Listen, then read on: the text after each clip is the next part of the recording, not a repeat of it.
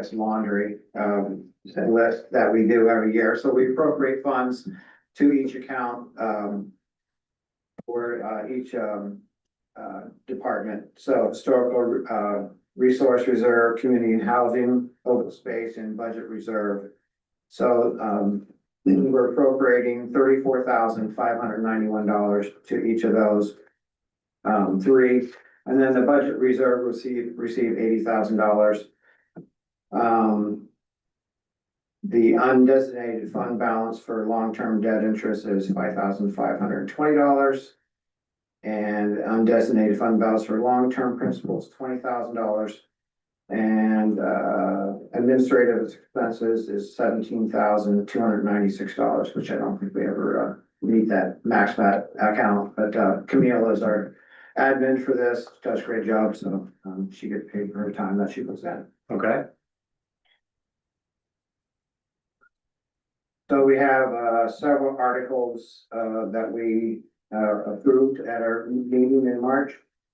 The Mills Mohawk booster came to us for a sum of $12,000 for a new scoreboard, our fourth scoreboard for the high school baseball field, which has never had one.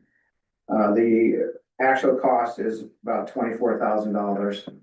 They asked for half of that, since they have some funds that they've raised through their fundraising efforts. And so they asked for $12,000, and the committee voted unanimously to appropriate the $12,000 for this cost. Question on that. There's a few questions here from the committee. How does the scoreboard or something that might be school related fit into the community preservation? For recreation. Recreation? Yeah. Mhm. Okay. Yeah, and it has approved from the school committee and from the town school principal and whatnot. So they did present it to them, and they approved of it. It's the same as the girls softball scoreboard that's out here. Yep. And they will also have donated electrical connections made by one of our residents, Jose Reyes, will donate some of his time and experience to connect that. I know that they did have a problem with the same scoreboard as far as they're gonna install it because it avoids a warranty, and it's a good thing they did, because this scoreboard, the face, the paint started coming off it. Okay. Same company, they honored their warranty, and so they will be installing it, and all we have to do is something to electrical. Okay, thank you.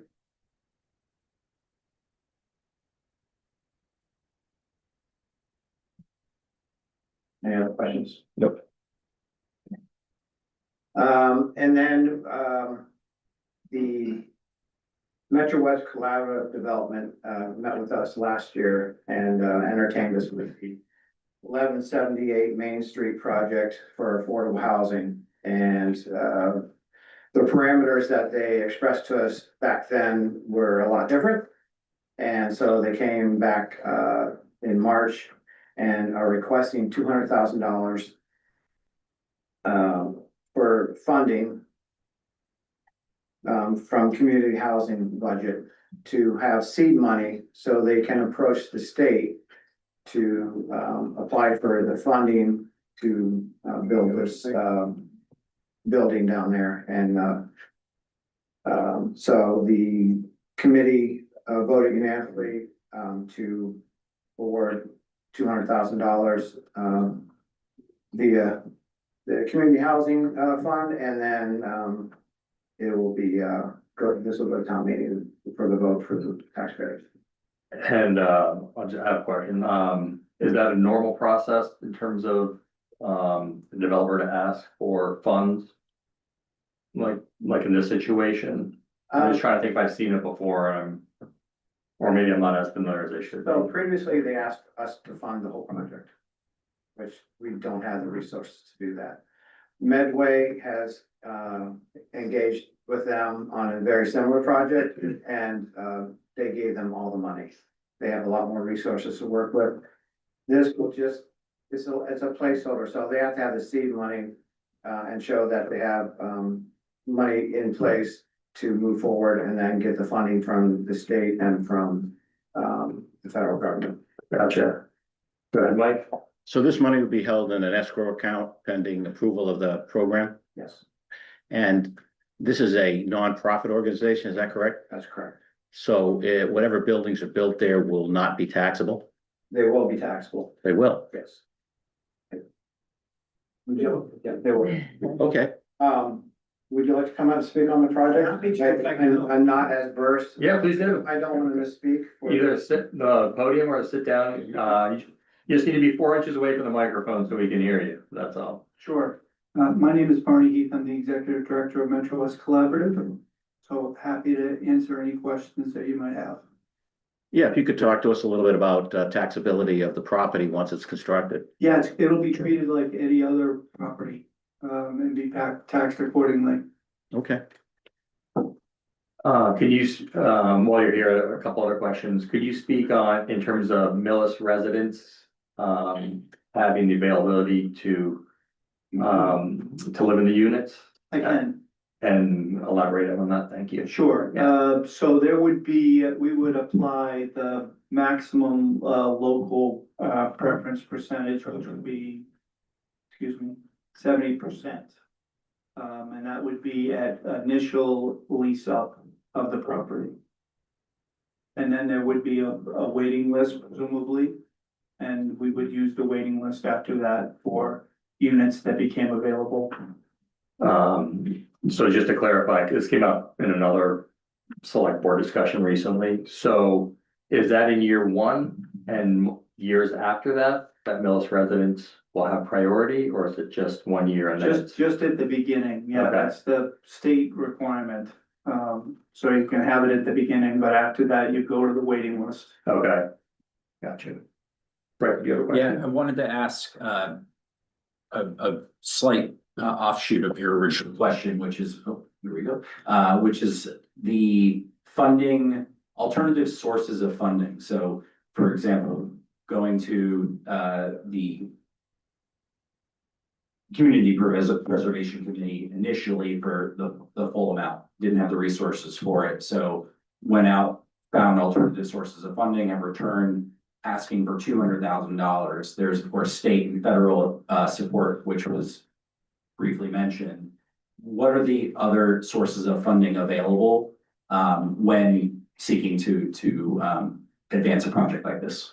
Yeah, so it's a combination. The local match is essential to attract the state funding for a project like this, and the principal source would be from low-income housing tax credits that the state gets an allocation of. So we would apply for those. We've been successful in the past in a number of communities getting those, but the number of sources involved is big, including there'll be a mortgage on the property as well that'll be supported from operating revenues, but mainly it's state and federal, what other money we can attract, but local match is essential.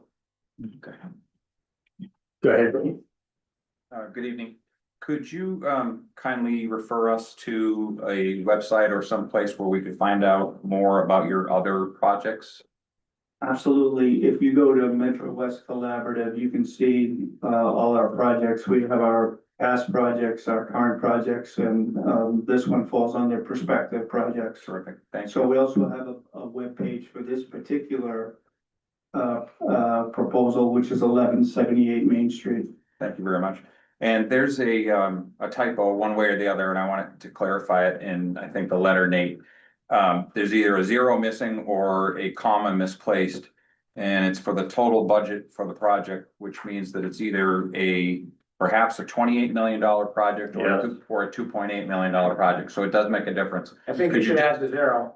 Add the zero. $28 million, that's what we're projecting. Thank you very much.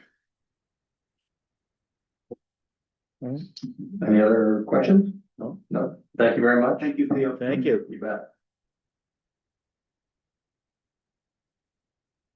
I'll just elaborate a little bit more. This parcel was pre-approved to be built on, so it's, everything's in place. It does have water and sewer, connection, availability already. And it's, so like you said, the first round, so the residents will have, 70% will have, most residents have first dibs at moving into this. Once those people move out, then it's a free-for-all. Anybody can apply, to live in these, affordable units. Good. Eric, do you have a question? Yeah, just a quick one. Do you know, so with adding 48 40B units, low income units, do you know how close that gets us to filling our quota? I don't, Bob can probably add to that. I don't have a number. We're just the recipients of the project. We don't have all the details. Go ahead, Bob. How are you? Bob Weiss, Economic Development Planning Director for the town. We are required, 10% of the 3,399 units of housing that we have, we're required to have 340 units of subsidized affordable housing. We now have 146 units, so we need another 153 units. Go ahead, Joyce. And how does this differ from, there's been talk about how much percentage of somebody's salary is considered for affordable housing? I know there are different levels. Yeah, that would be great if somebody could answer that. Or you can vote. As I don't- That's a great question and an important distinction here. Our project would be targeted for folks at 60% of area median income and 30% of area median income. Most 40Bs target their affordability to 80% area median income. So it's a much lower percentage of rent that one would pay, and also a much lower income qualification. Does the talk of possible having HUD come and do a build for us, is that a different level of 40B? We've got talk of land being transferred, it's been tabled, but there are different levels of low income or affordable housing. So is this like the middle kind of affordable housing? Or is this for somebody, do you know what I'm talking about? I think I know what you're getting at, which is the 30% is generally considered the very low income. So we have I think 16 to 20 units at that level. And then the rest would be at 60%, which is still well below most 40B projects. All right, thank you. You're welcome. And also, that income is on page 9 in there too. Yep, good question. But not Sure. everybody has. Go ahead, Mark. I just want to ask, are all of the residences going to be completed 100% and move-in ready at the same time? It's not gonna be a staggered build. So it is 2 buildings, but my sense is that it would be all completed at once. That's generally how we do our projects. I only ask because if 70% is 1 year from the beginning of the build, I just want to make sure that it's 100% of the population that would be considered. Yeah, so we'll do the lottery for this at the same time for all of the units. Okay, thank you. All right, go ahead, Nate. Perfect. So see, I can answer all that. You're doing a good job. Something I did, so everybody good with this project? Yeah. Is Medway did the project and it's beautiful and, they have a 3% surcharge. And then they get matching funds, so they have a lot more to work with on that, so we looked into it, our select board looked into it and they thought it was a very viable project, so. We approved of it unanimously. If you have no more questions on that, I just, wanted to let you know our surcharge estimates, for 2023 would be, $224,236. Our state match would be $50,453. So like Medway would get 150,000, you know, so we only get 50,000, because we're 1% minus our senior discount, deductible, so. So an average of $274,689, for the fiscal 23. Go ahead, Mike. So when you're talking about surcharge, you're talking about the surcharge on recordation of deeds and so forth at the registry of deeds, or where's the surcharge coming from? Surcharges on your tax. There's, if you look on your tax bill, there's There's surcharge on property tax. a property tax. Okay. Okay, thank you. Thank you.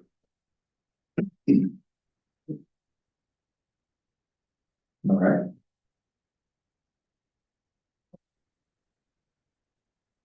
All good? Good. All right, thank you, Nate. Thank you very much. Appreciate it. Thanks for your patience. Okay, we did that. We did capital planning. Can we go into debt service?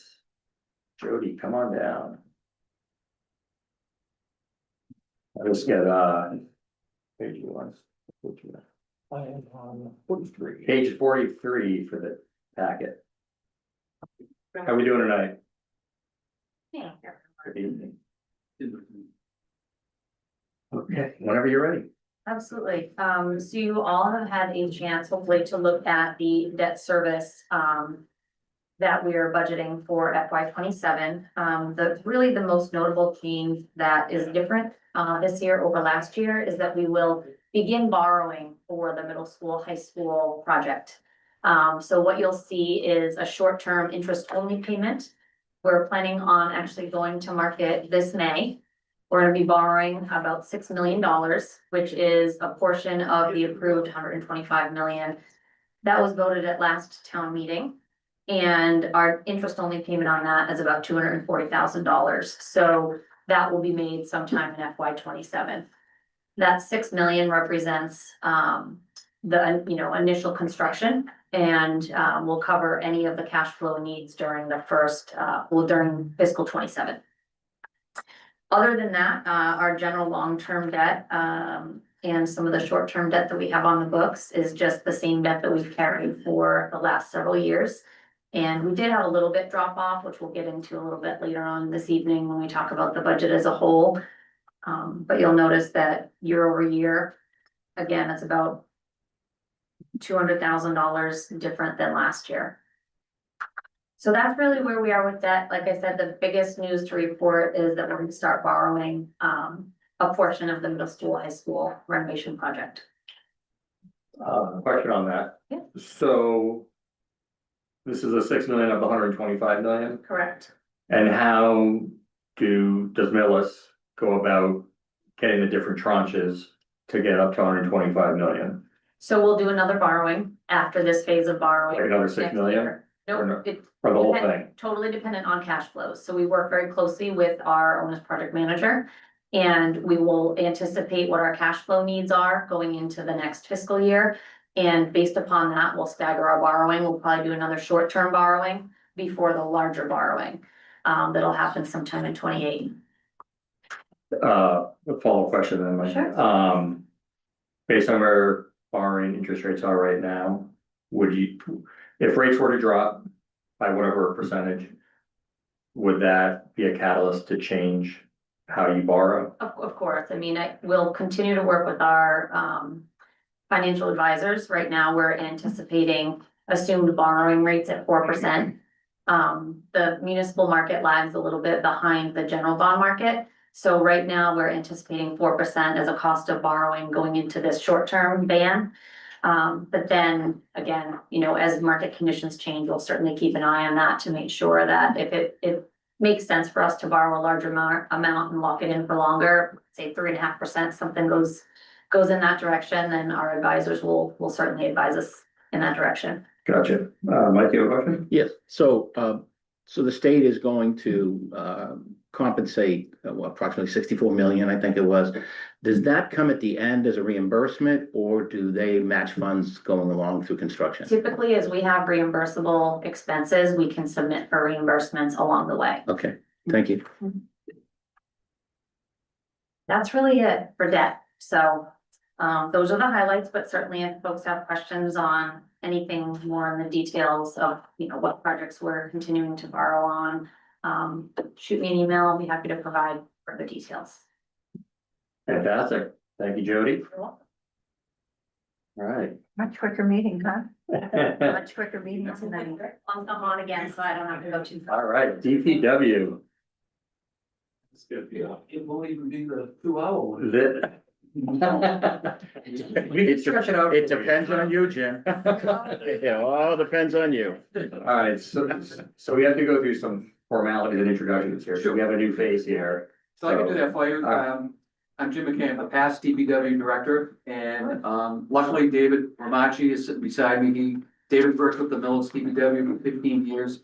And luckily for the town of Millis and all us Millis residents, he accepted the position as the DPW director. I've worked with David Thank you. for over, like I said, 15 years. I hired him 15 years ago.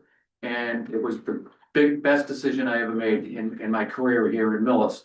I always keep on telling David that there's one good thing. I had David, David doesn't have David.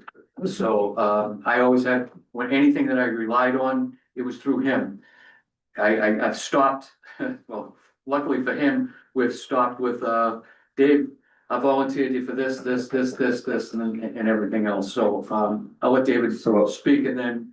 Good. Yeah, if I know you get, Yeah, I'm just gonna go through the budget and then he's gonna go through the capital. and if I could just take a half step backwards, Ramachi, is that how we're pronouncing your name? Are we saying that correct? Right. I know that came up the other night, so I just want to make sure. We'll quiz you with the spelling later. Mark's a numbers guy, not a literate guy, so I just want to make sure. All right, thank you, go ahead. Yes, thank you all for having me. Do you want to start, Jim, or you want me to start? You want me to go over the budget quickly and, Yes, however you two want to do it. Whatever works. Whatever you're comfortable with. I mean, the only reason why that I'm doing the budget is this budget was presented to the finance director and the town administrator back in November. Yeah. And it's still a work in progress.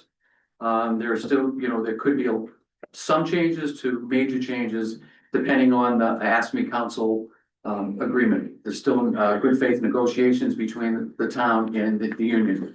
So the town administrator just asked if I would present the budget that I prepared for him back in November, and go forward with that. Perfect, go right ahead. So I think Amanda has it up on the screen. I think the. Yeah. Would you like me to start with this page? Yes, The connect- started with the. Or the Oh, hierarchy. org chart. Yeah. So the org chart, I mean, there's been names changes. There's not any additions to that, and that's just something I always did kept everybody where they belong. So the Department of Public Works consists of 4 divisions with 7 budget line items. The general fund has 4 budgets. The sewer enterprise fund has 1, the water enterprise fund, and the stormwater enterprise fund. The request for the budget for FY 27 for all the budgets combined is $6,571,970. And I'll get into breakdown of all those amounts in the next couple of slides. The first of the general fund, the salaries for FY 27 is the request of $508,982. That's an increase of $3,832. The expenses, there's a request of $455,956. There's an increase of $48,400. So the total for the FY 27 request is $964,938. And the best way I can break it down for you is FY 26, we requested $912,706. So there is an increase of $52,232. The large increase in the expenses, if you go to the breakdown of all the pages, you'll see where they are, but I can highlight them quickly, is the irrigation field for the town parks. The town park and the Clyde Brown field, that comes under it's in the DPW budget. And like everybody else that we all know, our increases went up in July 15%. Well, that also went up, for this year because it's not free. The general fund has to pay back the enterprise funds. It's a legal requirement and there's nothing that can be done about that. You have a question yet? I do. Did DPW just go through new union negotiations? There's still that's why I say that could change. Okay, I just want to make, so that's not a confirmed number. No, so For FY 27, maybe I just should, yet. yeah, so, Close. there was definitely a decrease from my salary to David's salary and, there was decrease, there's been an office turnover. The office manager and the department assistant also, all three of us retired all at the same time. Yes, And I'll get into that at my last comment. Perfect. That later. Yeah. So in all of these, there are three decreases in all the salary line items to cover them because they're four-way splits for all three of those people.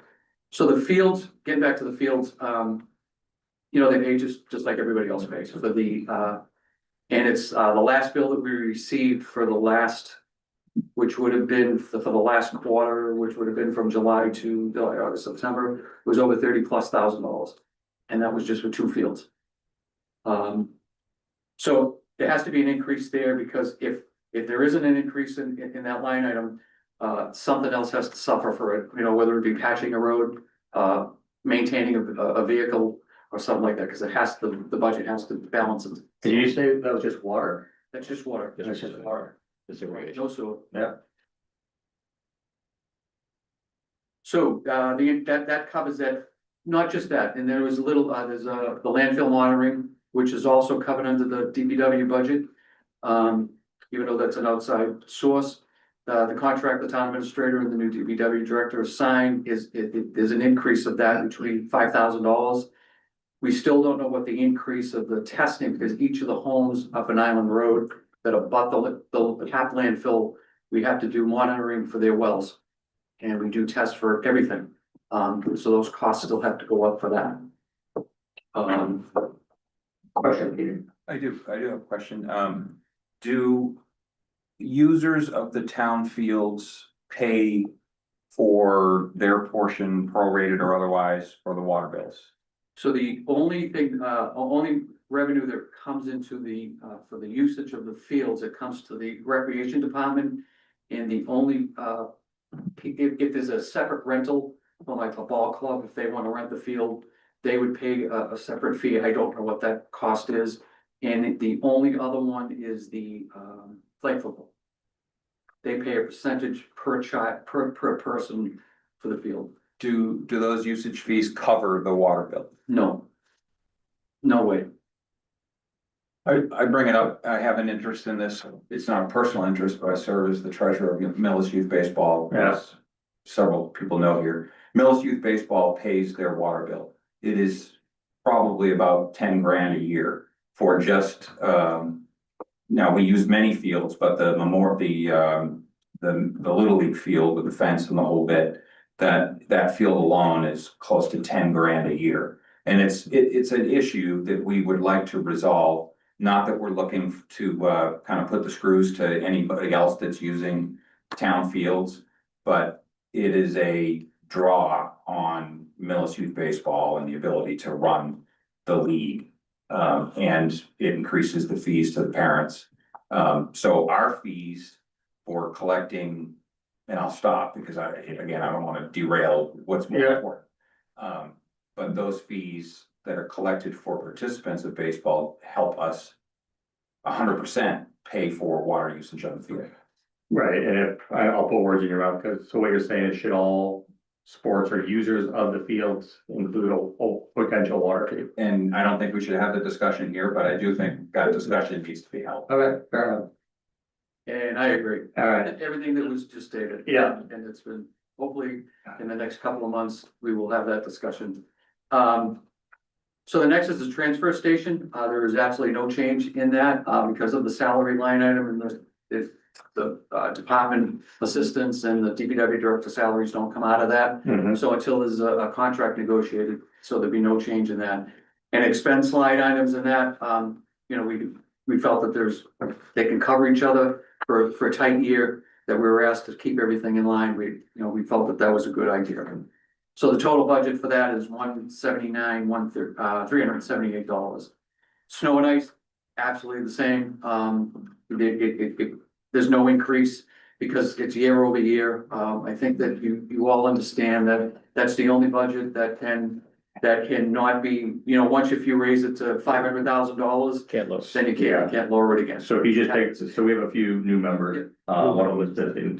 But if you just elaborate on that a little bit, just so everybody understands. So legally, this is the only budget that can override its allocated amount of money. And that being $219,049. we go to back to the selectmen. I think it's the first year that we didn't because of the change. We usually come to the finance committee and advise when it goes over that $219,000, but legally, it just can do it. So I can tell you that, from our estimations, and it's not, everything's not final yet. We think, from this $219,000, we believe there's an additional $225,000 that's gonna be needed somewhere. It's gonna have to come from, town administrator can, figure out where he's gonna get the money to pay for that. But it has to be paid by, I believe, the next town meeting, the next May town meeting. And I think he'll address that, probably when he gets up and speaks. Perfect. Okay, thank you. And actually just a quick, 2 years ago, we didn't meet that $219,000. So the money that was there, if you all remember the salt shed, how in disrepair that was, so there was like 25-30,000 left over. The DPW workers refaced it, so that money went to there. So it's very rare that there's money left over, but in the last couple of 3 years, I mean, this is the first year in the past 5 that, it's gone to $200-something thousand. Gotcha. Street lighting, again, that's, so the street lighting, what that does is that pays for the cost of, the ornamental lights that get knocked over 3, 4, 5 times a year, on Route 109. It pays for the electricity for those, and it also pays for the electricity for all the street lights in the neighborhoods and stuff like that. Question? Yeah, Mike. what does, Another one of my favorites. yeah, does Eversource charge us per light a set fee? Yes, And what is that fee today? I believe that's Bob takes care of that. That's all right. It's not much. It's like 40 to something Yeah. dollars. There's no it's not metered. Right, So they're just just a set fee per light.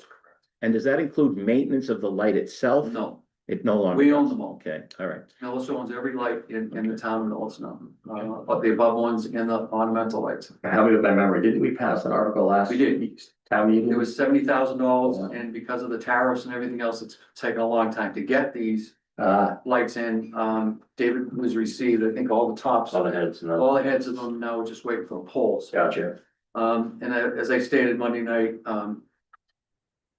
if I was here during the design phase of those sidewalks, they all would have been put on the backside of the sidewalks, but it wasn't done. How those cars drive over those, and knock them over and drive away is beyond me. I mean, the good thing about this, 90% of these lights that get knocked over, we know the police find them and the insurance companies pay for them. We have an outside firm that comes in, they fight with the insurance company, and whatever they barter back and forth, the light gets put back on. Yeah. But over the years, there's been 4 or 5 of them that we had no clue of, we couldn't find them, and the expense for one of those lights for the town to go to the insurance company, they cost about like $9,500. And that's not, doesn't include the installation of them. So last November, we did get an article for $70,000, which we purchased 10 of them. Like I said, there's homes there that haven't had lights in front of their house for 8, 9 years, and one of these days they're gonna walk out there and it's gonna be there, and that'll be his problem to listen to them. No complaints. Nice. I do it there. Go ahead. So new developments that come in, Yes, I know I live in one that Yep. was about 15 years ago, but are we requiring streetlights? And if we are requiring, and are we requiring that the developer install them? sure. So as a member of the planning board, we do that now. There's been several of the developments that they did not do that, but if you go through Hickory Hills, Emerson Place, we always make them put them on the intersections. At least in the intersections of in, out, and if there's a cul-de-sac, we make them put them on there. So yes, they install them, but then eventually when the roads get taken over, we assume the bill. Okay. So, the total budget, and I can break it down quickly, is, last year, it was $1,349,883. And this year it's $1,402,215, and that's the increase of the 52,232, and the expenses and salaries for the highway division. So next we have the water enterprise fund, salaries at $630,301. Expenses is $1,845,025, for a total of $2,475,326. Last year, we had requested $2,621,574. So there's a decrease of $146,248. Working with the finance director last year, we thought we were gonna have a large expense that was gonna be coming to us. So when we did the budget, we felt let's best ask for it now instead of wait until the May town meeting. We did not expend any of that money. So luckily it was $125,000 something will be going back into the reserve funds for the water enterprise funds. I'll get into, goals and stuff that we did with the PFAS plants at the end of the presentation. So the sewer enterprise fund is $351,473. Expenses is $1,511,217. So the total budget is $1,862,690. The FY 26 was $1,702,501. The increase is $160,189. The increase for that is we are sending more sewerage to the Charles River Pollution District because of the new developments that are online. I mean, let's remember, Toll Brothers is 100% occupied, so all that sewerage is going there. There been like 20 something homes since this last budget at Emerson Place are online. We're gonna see an increase in sewerage going from the gateway to Millis, the third building. As you drive by, you can see it's just getting ready to be occupied. Finally, I believe we're very close on the Pleasant Street and 109, the apartment building where the old Bada Bings used to be. That's ready to be occupied. It's just up and running. I think he's got renters there. He's just waiting on final approval for his renters.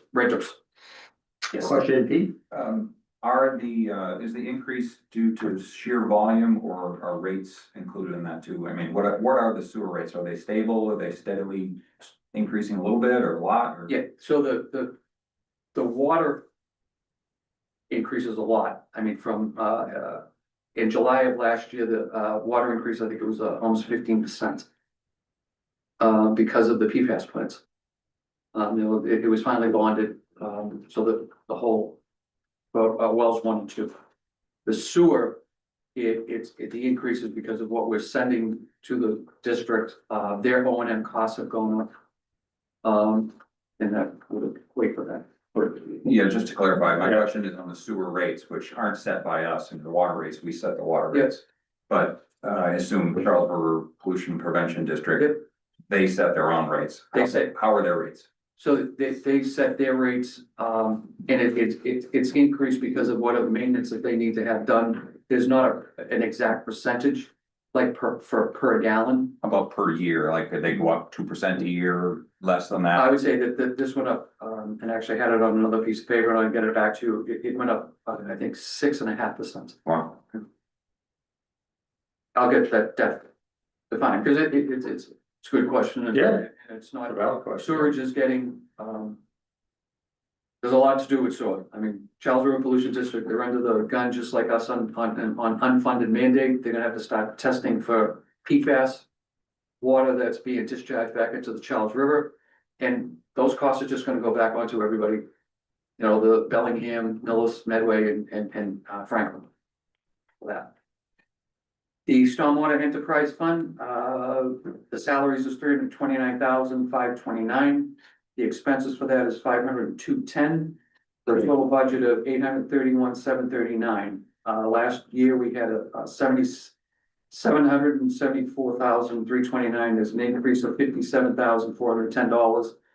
Again, that's increases for new increases for new testing that has to be done, that we're required to do.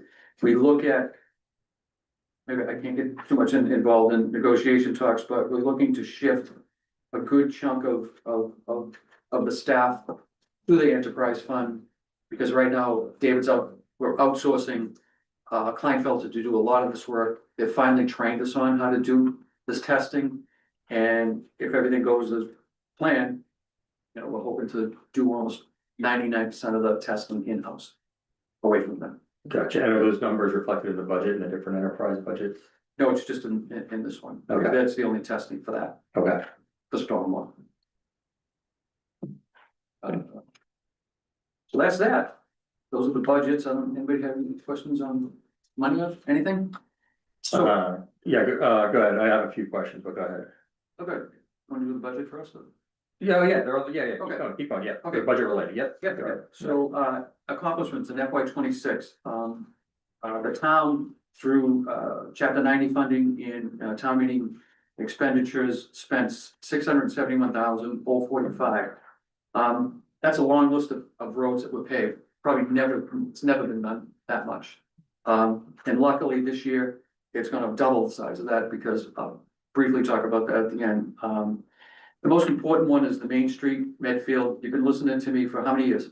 Talk about it's gonna get done, it's gonna get done, it's gonna get done. But it's just like one of those things, you keep hounding them, you hounding them, you hounding them. And they actually came in and spent and paid in excess of $1.3 million to do that. Paving of the roads, and it didn't cost us nothing. And the rest of the roads are right there, and, you know, David will present to the select board shortly, because just waiting on bids to come back.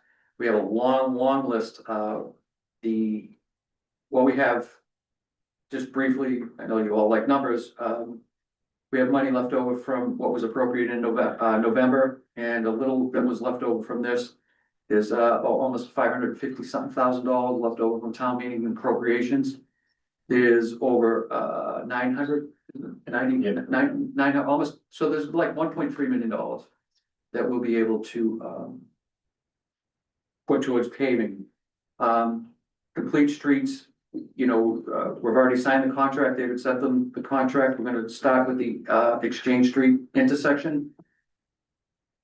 Everybody's not gonna like that, but it's gonna get done. All right. And that's through another grant, that's not out of this, and that contract, that's gonna start, it has to be done by June 30th. Or we're gonna lose over 250 something. The project has to be done by? Yes, June 30th. And the sidewalks will be paved from the railroad station to the old fire station. Water construction of the $6.3 million PFAS water treatment plant that started, and where the picture you can see on the side of that, that's what we like to see. The walls are up, the front door I think is in now, since that picture was taken, the tanks are in there. And we're getting ready to, just in time to get that up and running. Don't let anybody fool you. PFAS is not going away. The EPA is imposing much stricter restrictions on drinking water, and they're lowering the percentage from 0.04 to 0 on two. They're gonna make them testable, two different things on there. And wells 5 and 6 and 4 are already exceeding those amounts. So the decision's gonna have to be made by the finance committee, the select board. We're gonna need another one. There's probably gonna be another one's gonna it's gonna have to be built. Especially with the increase of the construction that's going on in town. And mainly the down, if you take one of them offline, you know, you still need the water source, and that's how we're operating right now. That's how he's operating the system on a daily basis. If we still have 4, 5, and 6 ready to assist because well 3 is offline. Yeah, I got a question. Yeah, go ahead. Pete first. Are the existing and the new treatment facility capable of meeting the new standards? Yes, I think I'm amazed at, and he'll tell you the same thing. You look at the reports that come, the water that's still coming out of the ground are still exceeding everything. The minute it goes through these, especially wells 1 and 2, because that's the only one online, it's 0. There's nothing. It's non-detect on with 50 different things that it's cleaning the water system out. It's amazing. And are your operating costs there in line with what you thought they would? So as of today, yes, they are. But we knew that eventually down the line with the charcoal and all the tanks, they're gonna have to be pulled and they have to be sent out and cleaned. So that again, that's a talk that's gonna be talked about very shortly, I think, with funding. I'm gonna tell you what the amount is, because Mike made it, public the other, Monday night, so I can take a little credit to it, on, the money that was, used from, we're hoping to use mitigation money that we received from, one lawsuit. I think Mike said last night, Monday night, it's in excess of $1.3 million. And luckily, he just was notified, I think Monday, that the last phase of that one lawsuit, we're gonna receive, correct me if I'm wrong, Mike, it was like 167,000, Perfect. another 167,000 towards that. And the other paperwork that I filed over the years for the second lawsuit, we can't say that what it's gonna be, but it's gonna be in that same ballpark, if not more. We have litigation with, we've already settled with, Union Street, the old Herman Shoe property, Yeah. in excess of $350,000. They're gonna have to pay us that before they can even pull a permit on that. The only one that's still out there is, GA. They've got more money, so they're still out there testing. Before you go on, Brett, did you have a question? You good? Yep. Everyone good? I- Okay. Oh, go ahead, Mike. Are the PFAS requirements EPA or DEP? Oh, so it's EPA driven, and then the DEP has the right to, they can't go below it, but they can actually put stricter. You understand what I'm saying? So Yeah, the threshold for the EPA, but the DEP can, in which they are right now, the restrictions that we're under are the Mass DEP. The EPA has not lowered, they're instituting now ones, they're final. Right, because it doesn't seem like the EPA is right now instituting a lot of water treatment requirements. Yeah, or this anything is like that. one of them there, it's still. It's still there? Yep, Like, they'll be good. yep. All right, so it's DEP that's really pushing this. General question, and we've talked about this over the years with the different PFAS plans. How's Millis relative to other towns? I know we were ahead of the curve before. Are people playing catch up? Are funds being diluted? What's the landscape out there look like is the question. We're still well ahead of the curve, with the 3 plants that we have up and running. Most of these communities now, they're looking at renting these frac trucks and that there's not enough of them to go around.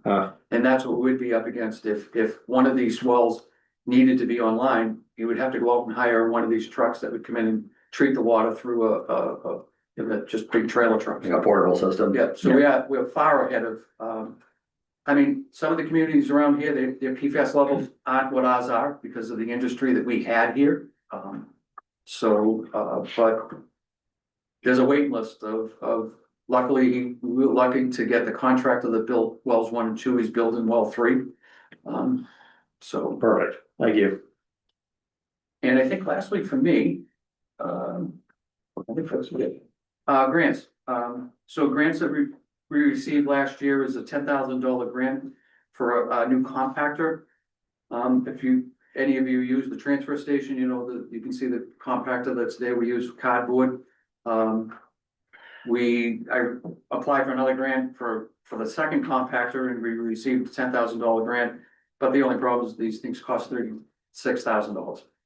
So the next grant that you see, $3,780, it's from RDP grant. It's for recycling and stuff that we fill a report out. We submit it once a year.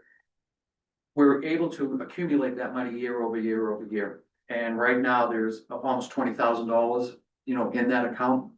So when I'll file a day before I leave, you know, we should have enough money, which we receive in November, and then the select board can approve the purchase of the next compactor. And lastly is a $30,000 Mass DEP cyber security grant. And I think I did that, and there's 2 I did on the last couple of days, and we just were notified Monday that we did receive those funds and it was approved. What the cybersecurity, I mean, if you all remember, I don't know if you've been here that long, when we instituted the SCADA system, that was over 14 years ago. And it's a computer system and none of it's been changed and things are starting to break down. And this will help us to assist with that. And lastly, the last grant that I did not put on this, Karen Bray DiMazo, the Assistant Town Administrator, and myself, on my very last day, we got a letter from, Congressman Auchincloss's office to file for something. You know, what do you want to do? And Pete, you'll be happy with this. We submitted a grant to, for the sidewalk replacement on Village Street. And the congressman accepted it, so now he has to submit it for federal approval. It's replacing the sidewalks from the, which I've been talking about again for years, from the Medway Town Line, but this would go even extended a little bit further to Gerald Ave. Yep. To Gerald Ave, and that's way up, the sewer station near Dover Road. You all know where that is. 50 feet from Plain Street. Okay, On the on end, 115 or Village? Dahlin Village. On Village. It crosses 150. Correct, yeah. And this could be just like the 109, to just keep on them and keep going at it, and it would be on the even number side. The main reason for that would be there's more land on the even number side of Village Street, and it would connect to the largest development, Charles River Estate. They have sidewalks on both sides of the streets there, which probably need to be replaced anyways, but they have sidewalks, and they would connect to that. Yeah. So that's it for me, and when Dave's done, I just want to make one comment. Sure.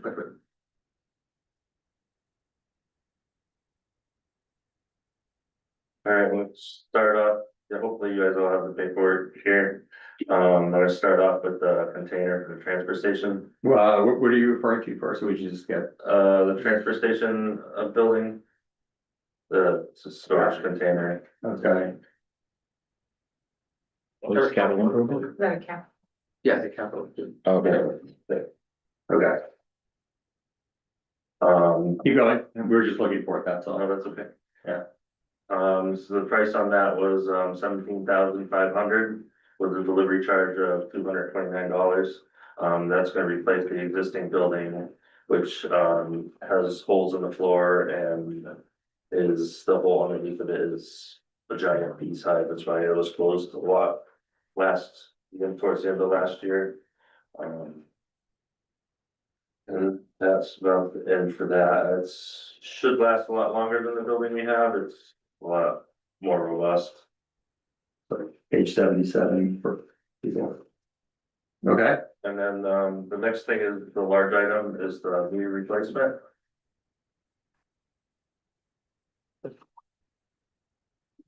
Can you page 74. Yeah, can you elaborate on that? Yes. This is something that we've been, Jim and treasurer's been asking for a while now. A lot of the meters we have in town are past 10 years past their replacement age. And then they also have readers, which is about 5 to 10 years past their replacement age. What we're gonna replace them with is a self-contained system, which we won't have to drive around and read the meters anymore. There's gonna be 3 antennas throughout the town, and everything's gonna go directly to the billing office. All meters can be read minute by minute for water usage. So if there's any complaints, they can find that out right away.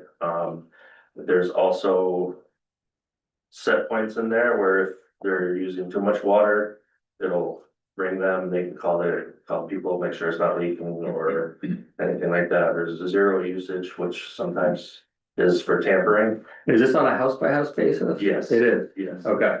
Yeah. Yeah, Every meter. yeah, And the new meters also are, there's no moving parts in them like the ones we have now, which if a rock or something gets stuck in it, it blows a hole in there or some part. This is a straight tube, it's magnetically read through the cover, through the brass pipe.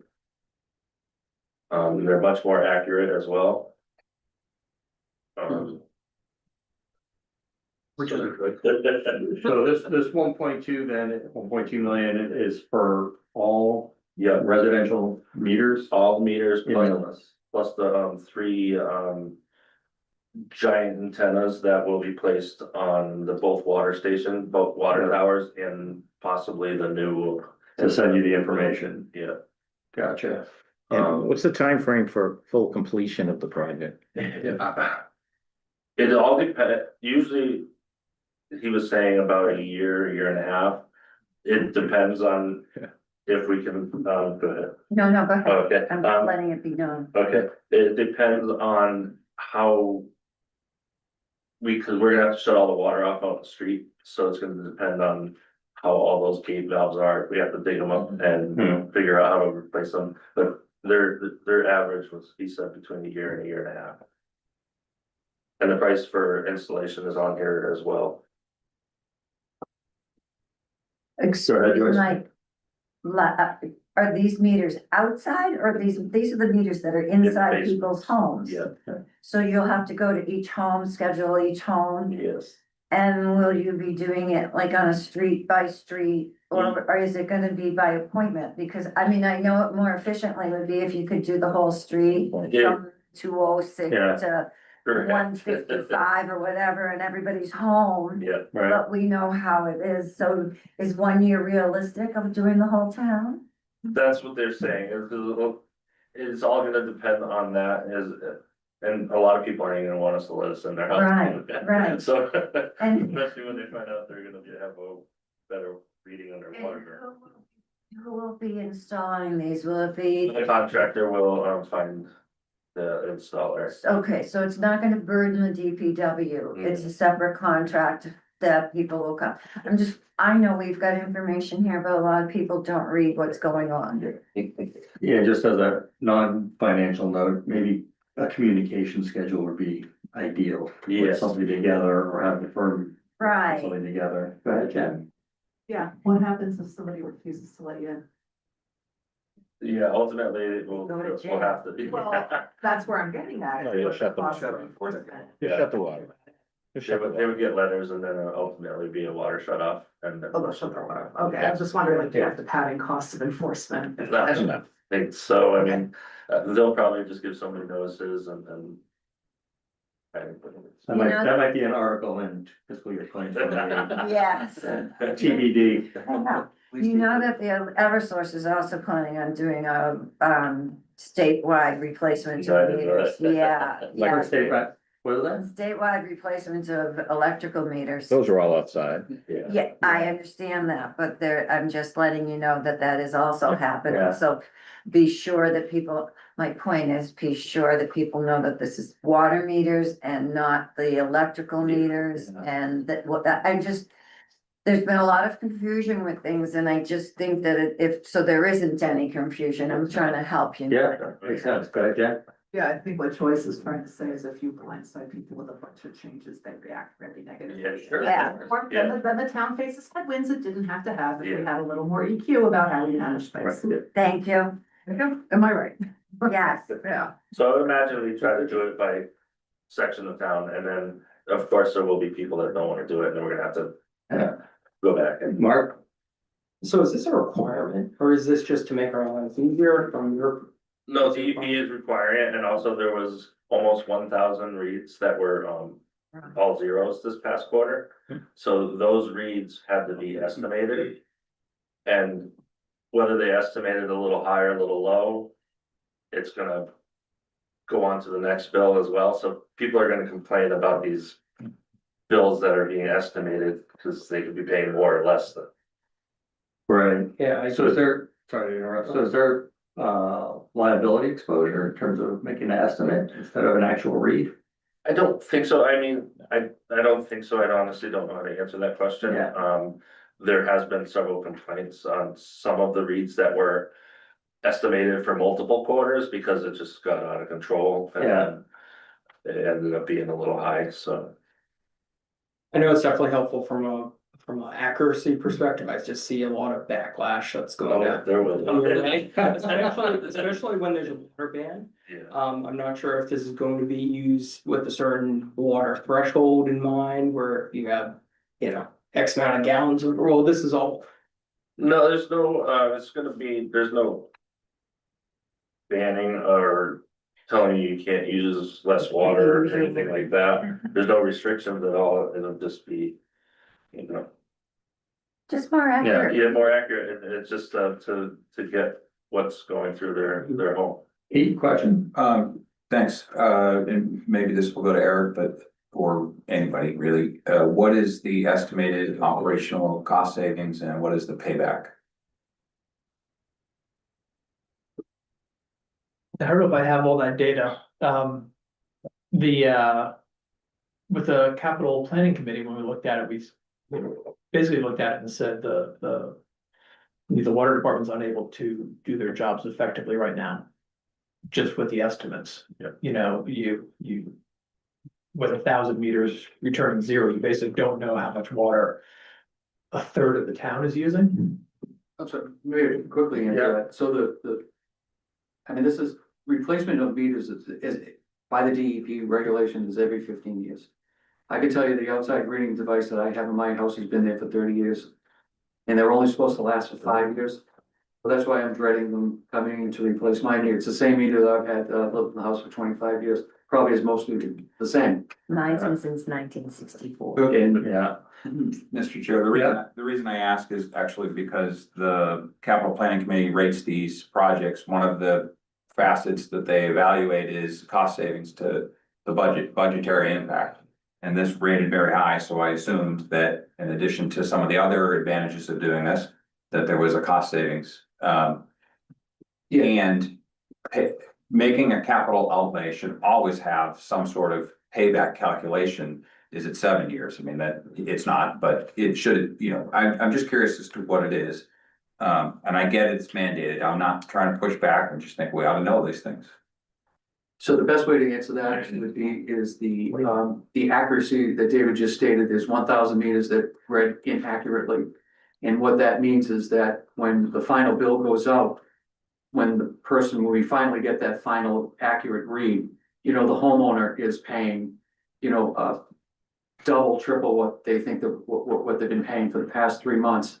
The payback for that is the constant need of a salaried employee going to the home several times to get that manual read. And another, if you look at the capital outlay, I believe when we first proposed this, it was upwards of $3 to $5 million that was in the capital planning committee. And it's always been on that list. So this was, you know, a far lower rate. And I believe that's when we weren't asked that for this time, it was done originally when the capital planning committee first was put together. So those amounts were there. So it's there somewhere. It is, I don't know who was, I think you were on the board when it was first done. So, you know, that number is there and there's definitely a payback. There has to be.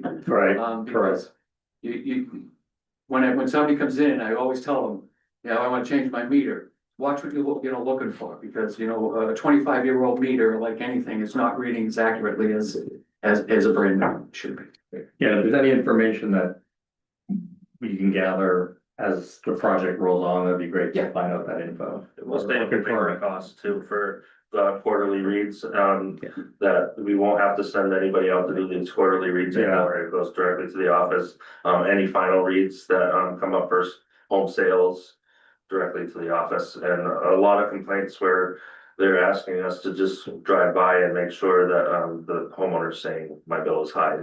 Can you make sure there's no leak? So we do another read. And the guys do a lot of driving around just doing that weekly. Yeah. Well, last question. Yeah, so I think the point is, everybody's gonna have the same meter. It's all gonna be read accurately, so it's parity. Everybody's on the same parity in terms of water use. Or in terms of recognizing the water use. Second, you are gonna save with employees having to go out there, because it's all gonna be read electronically without having a human out there. So there is a payback.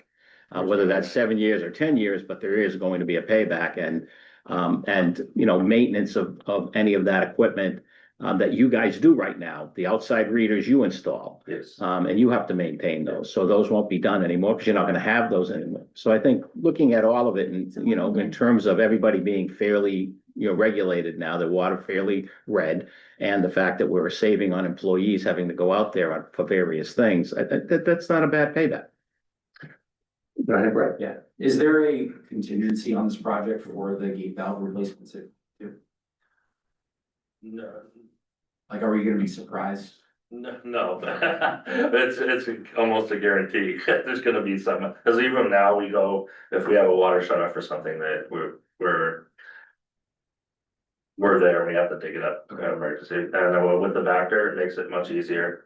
We just suck up around the gate valve, we don't have to bring out the machine and you call Dig Safe or anything, cause there's no digging, we just Vector it down to the pipe, pull it and shut it up. Okay, and then considering the cybersecurity, there's the grant that came in. Larger question here is just around overall management. Is there a super user within the department that knows what they need to do, knows, to manage it appropriately? Yes, there's 5 people on call, they're all trained on SCADA system and cybersecurity. They're also creating, an operations manual for once they do this, it's gonna, everybody's gonna do the same process of everything. And, of course, Jim Donovan is involved in a lot of the cybersecurity as well. Thanks. All good? All good? Thank you very much. So in closing, quickly, probably because the last time I'm sitting in this chair, I want to thank everybody on this board. I've probably been doing this longer than anybody here. I've been doing this for 20 years, so that means 40 times I've come in front of this board. I want to thank the town administrator for giving me the opportunity to stay and mentor David a couple of days a week. I just want to let you know, when I came here, Deirdre Gilmore was here. She was here 6 months prior to when I came here. And at that time, both of us we were both given the keys. Here, go do what you can. Yeah. And there was no training. Deirdre over the years has, set up the office to where it is today. And we're very functional. In our 20 years, and I say our 20 years, meaning her and I, we were never once fined by the Mass DEP because of our accuracy and what we reported on a daily, monthly, yearly basis. So I want to give her a shout out. I haven't been able to give that at the select board because of the personalities that are there. So I'd like to take this opportunity. Again, thank you all. We've had our differences. There's a lot of money, but a lot of good things have got done from the DPW coming to this table. Equipment wise, every piece of equipment that you approved at town meeting and all, it's useful and it's been put to use. So I want to thank you. Thanks. And just a moment, appreciate you for all your years of service. Yep. I know to your point that there's been some difficult topics, but when I say Jim McGay, I think PFAS. So you've done a lot for this town and you've provided a lot of great drinking water for the residents of Millis. And it's nice to be at the forefront of that where other towns are probably looking to Millis in terms of what we did right. So I appreciate that. And Dave, you'll be on your own next round, so get ready. With that said, then Joyce, if you have a word, who are the new players in the DPW office? I know you have a few people retired, right? Yeah. So give us just a quick update. Yeah, I know. So Amanda Hamlin, she's the, We're calling her Amanda 2, just because of Amanda 1 over there. Okay. She's operating. All right, so she's good. Yeah, she's doing great. She came from Dudley doing some of this work. Yeah. She's new to all the enterprise stuff, but she's super helpful. Great person. John Williams retired? Yes. And who is her taken? Teresa Terry is Okay, I don't know her. She worked in the town hall before. In the building. Oh, okay. I figured you know her actually. Yeah. Joyce, did you have a comment? Yeah, I just, thank you, Jim. Mhm. I want to thank you for all the hard work you've done. Because you have had, I've known you probably as many years Yep. as you've been on. Not in this board, but and Deirdre. And I never once felt that if I was going to go to your office and speak to either you or Deirdre, that I wasn't gonna get the answer. And it might have not been an answer I wanted to hear, but it was an answer and it was always right. And if it wasn't, if you or she did not know, You were never afraid to say, I don't have that information, but I will get it to you and follow through. And you're both gonna be missed. But Dave, I know you're a great guy too, because I know you, and you're gonna do a superb job. Thank you very much. But you got some big shoes I to absolutely fill. do. But he was fortunate to have you Thank you. as his, and it is too bad that he says he doesn't have a date, you don't have a date. But, I have yeah, a crew, But he great does. crew. He- Yeah, I have a he- great- that's- but you do have a really good crew. I do.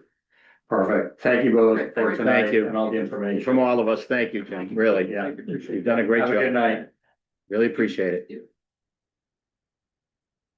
All right, moving along on the agenda here, slightly ahead. Mr. Mike? Hey, folks. Review of warrant article.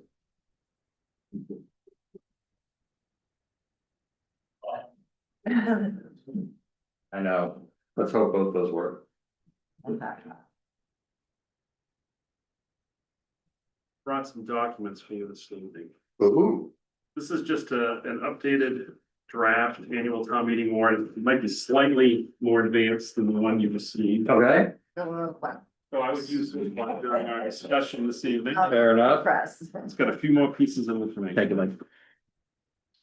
Thank you. Yep.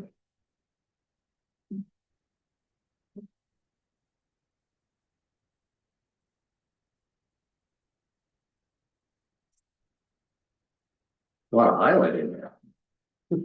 Yes, well, the highlighting is basically areas I wanna, that are fairly new. All right. Touch upon, so it helps guide you through this tour through the updated warrant. We will take your lead, so when you're ready, feel All free. right, thank you. So, we'll take these one at a time, and I've asked Jody to fill in any gaps that may occur during our journey here. So Article 1, we had mentioned that we did not have any unpaid bills. So we weren't sure if we were gonna need that article, and ultimately we do not have any unpaid bills, so. I've recommended to the select board that article be removed, and they did remove that article, Monday evening. But we do have another article, we replaced it with. There's an article in there to transfer $70,000 from Article 3 of the operating budget, of fiscal year 26, back to the ambulance fund. That money was not needed to be utilized this year. We're putting it back in the fund, so it's available for use in fiscal year 27. So it's really just a transfer. Chief is aware of it, and it's just an accounting thing we have to do. Understood. Just a question, primary question, does that raise the total amount from the, for FY 27 by 70,000, or is that, okay, That'll raise the available funds in the available funding, thank ambulance you. revolving fund. okay. All right, yeah. I don't have any additional information for you. Well, actually, I'll take that back. We will have some information for you that we'll be sending out, by the end of this week. Regarding Article 1? Regarding, no, Articles, 2, 3, Oh. 4, 5. Yep. Yeah. 6. All the budget articles, we will be going over, the overview of the budget, in a summary fashion this evening. I do believe you received some information about that in your packet that you received by email, hopefully. And we'll review that this evening. So I'm going to jump. Because of that, I'm gonna jump up through article, unless there's any questions right now on this first 7. I'm gonna jump up through Article 8, which is the capital. Okay, I do have one. yeah, go ahead, Julie. I do have one question. I'm looking at, the authorization of the revolving funds. And I noticed that the COA transportation fund is at 7,500 versus their request of being reimbursed with $10,000 that they gave up before. Hold on, Yeah. Sure. Actually, I think that's a slightly different item. are you talking about the transportation funds for the COA? Yes. Yeah, so last year, in their budget, they utilized, they did utilize transportation funds. Those to help with their transportation system from that revolving account. We're actually putting those funds back in the general fund budget for them. Right, but So- I'm seeing it at 75 rather than the 10,000 that was taken from. Well, These are this is spending limits for authorizations. the revolving funds. Those are just spending limit thresholds. Yeah, so this isn't actually the appropriation of any Right. fund. Okay. We've actually increased that, I think Right. it was 5,000. Right. Oh, okay, okay. They've asked that to Separate be from- increased to okay, thank 70 to 7,500, which is what's being done here. And they asked for an increase in the COA Program Services Fund up to 30,000, which is also in here. That's why those two items are highlighted. Thank you. Your, I just wanted to clarify that transportation, because I know at one time either that they had, Right, driver wages. Right. We'll get to that too. thanks. Mr. Chair. Go ahead. Sorry to interrupt you. Why was the $70,000 not expended or needed in 26? Best to explain that. So we transferred from available funds roughly 955,000 last year. From ambulance revolving fund receipts into the operating budget. And when we reviewed staffing levels, we transferred $70,000 too much. So it really doesn't impact the budget necessarily, but we want those funds to not flow through the budget cycle into free cash, being unexpended. We want them to go back into the revolving fund for reappropriation. Do you know that adjustment has been made in 27? Absolutely, yes. All right, so Article 8, I just wanted to highlight there that, second item, which we just talked about at length, which is the meter replacement program, the water and sewer enterprise. If you look below to Article 9, you see there's a borrowing authorization there. And that is gonna be the means by which the funding for that project will be gained. And the payments on that bond will be made from the water and sewer enterprise funds at a 50-50 match, because they're both, that's used to measure both of those services.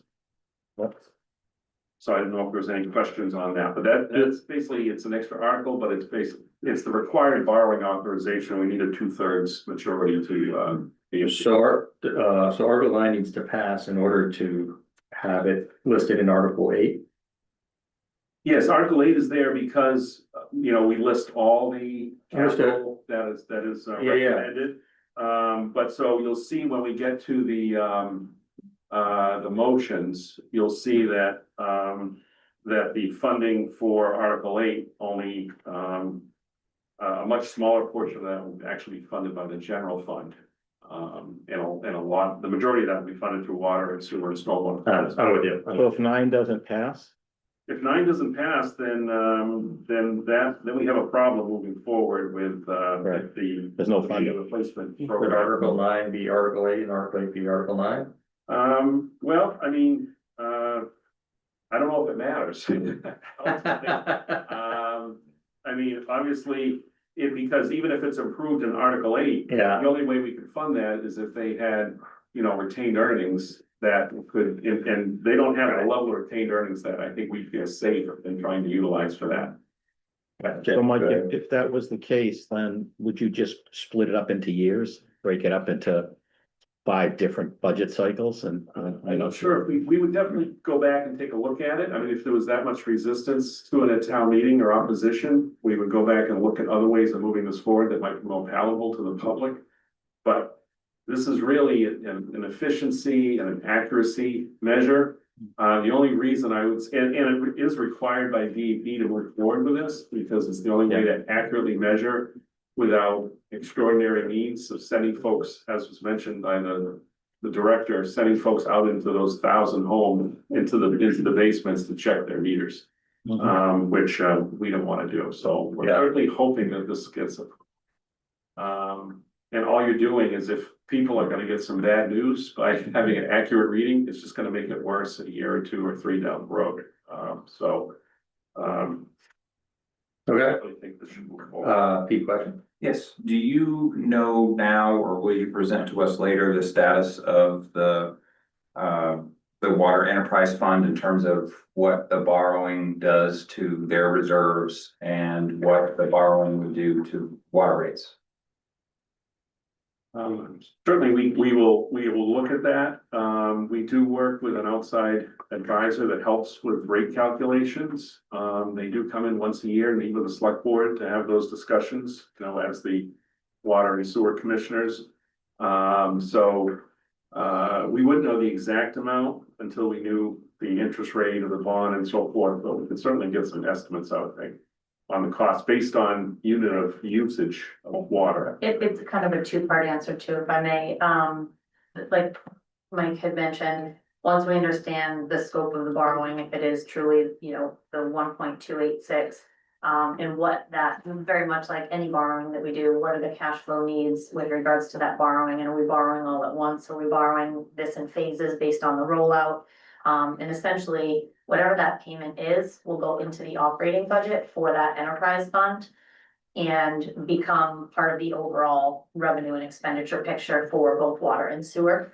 Then beyond that, when we do rate setting and we have that process, certainly any outstanding liabilities like borrowing as part of our overall budget will be looked at. Mike also made some mention about retained earnings. Much like anything else, the rate setting process looks at what we have on reserves. There are targeted reserves for enterprise funds as there are for general funds. And so that was why there was not necessarily an appetite to tap into retained earnings for this particular project, because it would kind of drop us below a threshold we've been trying to get at for the last few years. And to answer that question, yes, it would affect the rate setting process if our reserves were not where they needed to be. They would factor in some additional cost buffers, if you will, and that would affect, you know, rate setting. I think it is this committee's responsibility to know those numbers. And I think it would be unwise to go to town meeting not having those numbers and expect to get approval, a voter approval for our plan. All right, you can certainly take a look at that and get some estimates of what the An estimate, average fine. ratepayer would be paying. If there are any more questions Yeah, on keep that, continuing. I was gonna actually jump up to Article 15.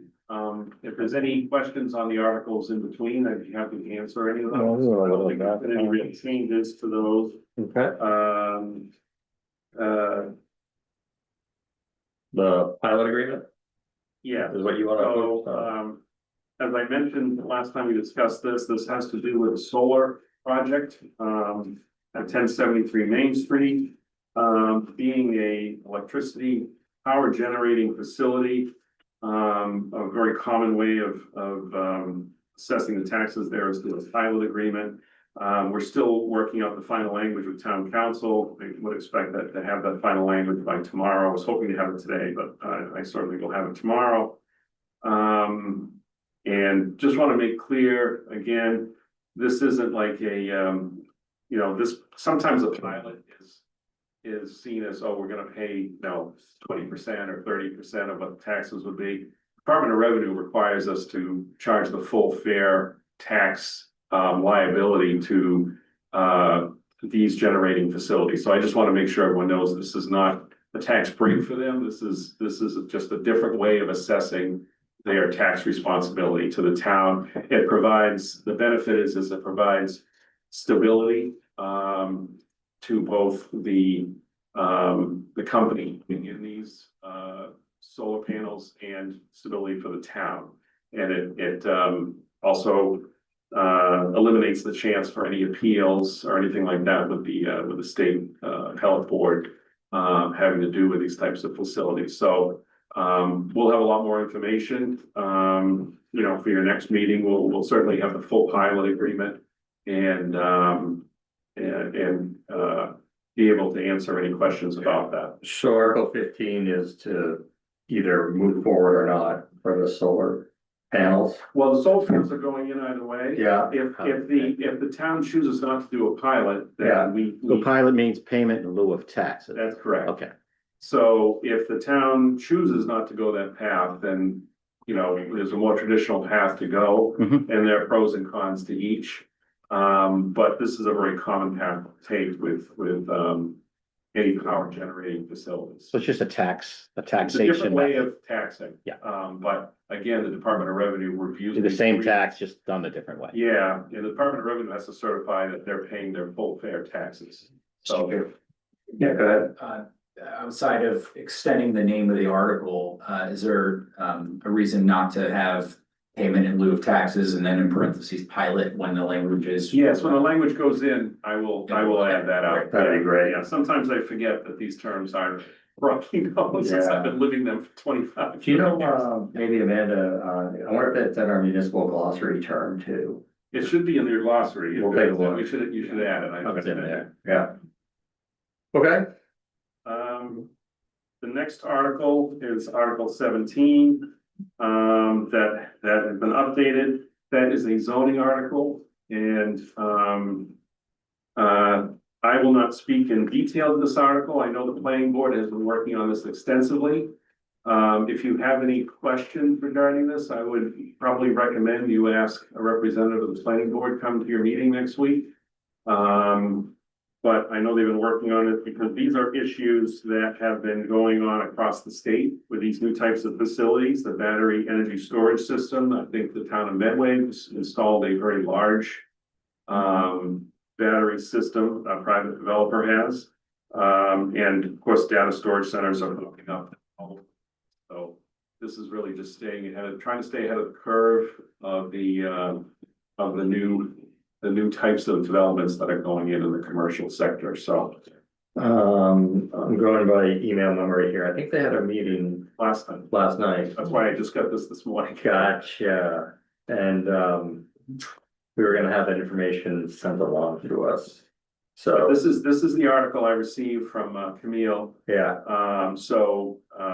Again, this is what as far as I know, this is what you should see for the final article. But again, if you want some more some background information detail, I would recommend you ask, a representative of the planning board to yeah. speak to it. I'm just reading an email now. I think Camille's gonna provide information from their meeting last night to us. Yeah, if I could say, I mean, do you think pilot's bad? I mean, a tier one BESS installation, I have no idea what that is. Yeah. So we definitely need some explanation of this. And it would be helpful for us, obviously, because if we have to make a recommendation in this article, we'd be somewhat incumbent on giving an explanation that the population could understand based on our recommendation. So yeah, I think we need that. I've reached out to Rich before. Let's see what Camille has to offer, and then if not, maybe we could have Nicole Riley or someone come in next week. Yeah, I mean, either Rich, Nicole, or Yeah, Jim McKay, I think they'll all probably be pretty knowledgeable on Yeah. this. So the next article, is Article 18. I touched upon this article at your last meeting. These, and I think Mr. McKay discussed this briefly, He did. during the presentation. We currently have $1,168,158.69, as part of a class action settlement that we received. And we are receiving, additional funds over time. But this is what we have available to set up, within a PFAS settlement fund account. And that 1.1 is 4 millis, that's the millis share of it. Okay, That's what we've accumulated Yeah, so since we far. started the. Gotcha. project, Yeah. So these would be applied against the PFAS projects to lessen the burden, and pay the bonds and lessen the burden on the ratepayers. Sounds good. Pete, question? Yes, when you say pay for the projects, do you mean existing projects, future projects, or either? Probably I don't know if it could be either, but certainly the future one. Certainly the one that's getting built now. We haven't bonded for most of that. This might allow us to not have to bond. We as talked, much of that yeah, project. we could a bit too about charcoal filter replacements and resin renewals and things like that. So essentially, the DOR requires a particular record keeping for these settlement funds. And we chose a special revenue fund to put them in. We now need to appropriate those funds from the special revenue fund into the capital project. The capital project that we have set up is for PFAS remediation. So whatever that looks like, if that becomes, you know, again, maintenance or towards new efforts, either is appropriate. Perhaps for discussion on another day. Mhm. That I would be hesitant to use one-time funds for what appears to be operating costs, like charcoal funds that are gonna be periodic. You know, like marijuana, you know, impact funds type of thing, where you have them and then you don't. Just assume budget for the charcoal costs and keep the lending down or keep the burden on the ratepayers for utilities. Yeah, makes sense. So any other questions on Article 18? Then we have Article 19. This is a vote to rescind the borrowing authorization for previously approved borrowing in the amount of $206,021 for the DeAngelis Well Project for Wells number 2. So this will, these are funds that we did not need to borrow for. So we came in under budget ultimately. So this would rescind that borrowing authorization, which our auditors like very much. Yeah. It's essentially closing out the project, a little housekeeping at the end, rescind the borrowing, more accurately describe our current outstanding debt as it relates to all of our debt borrowing capacity. So this really just closes out the project. Makes sense. And the last item I want to specifically take up here is Article 22. This has to do with establishing a compensated balances account. These exist in many communities in the Commonwealth. It actually existed in pretty much every town I worked in before. We just haven't had one here. We kind of just did a pay as you go for these types of things. What a compensated balances account is, it pays for any liabilities having to do with employees of the town when they retire. And there's any, you know, there's vacation, there's a sick leave buyout, there's anything like that. It creates an account that's there and you don't have to backfill with a reserve fund transfer or try to find another account to fill that. These are one-time things when someone retires.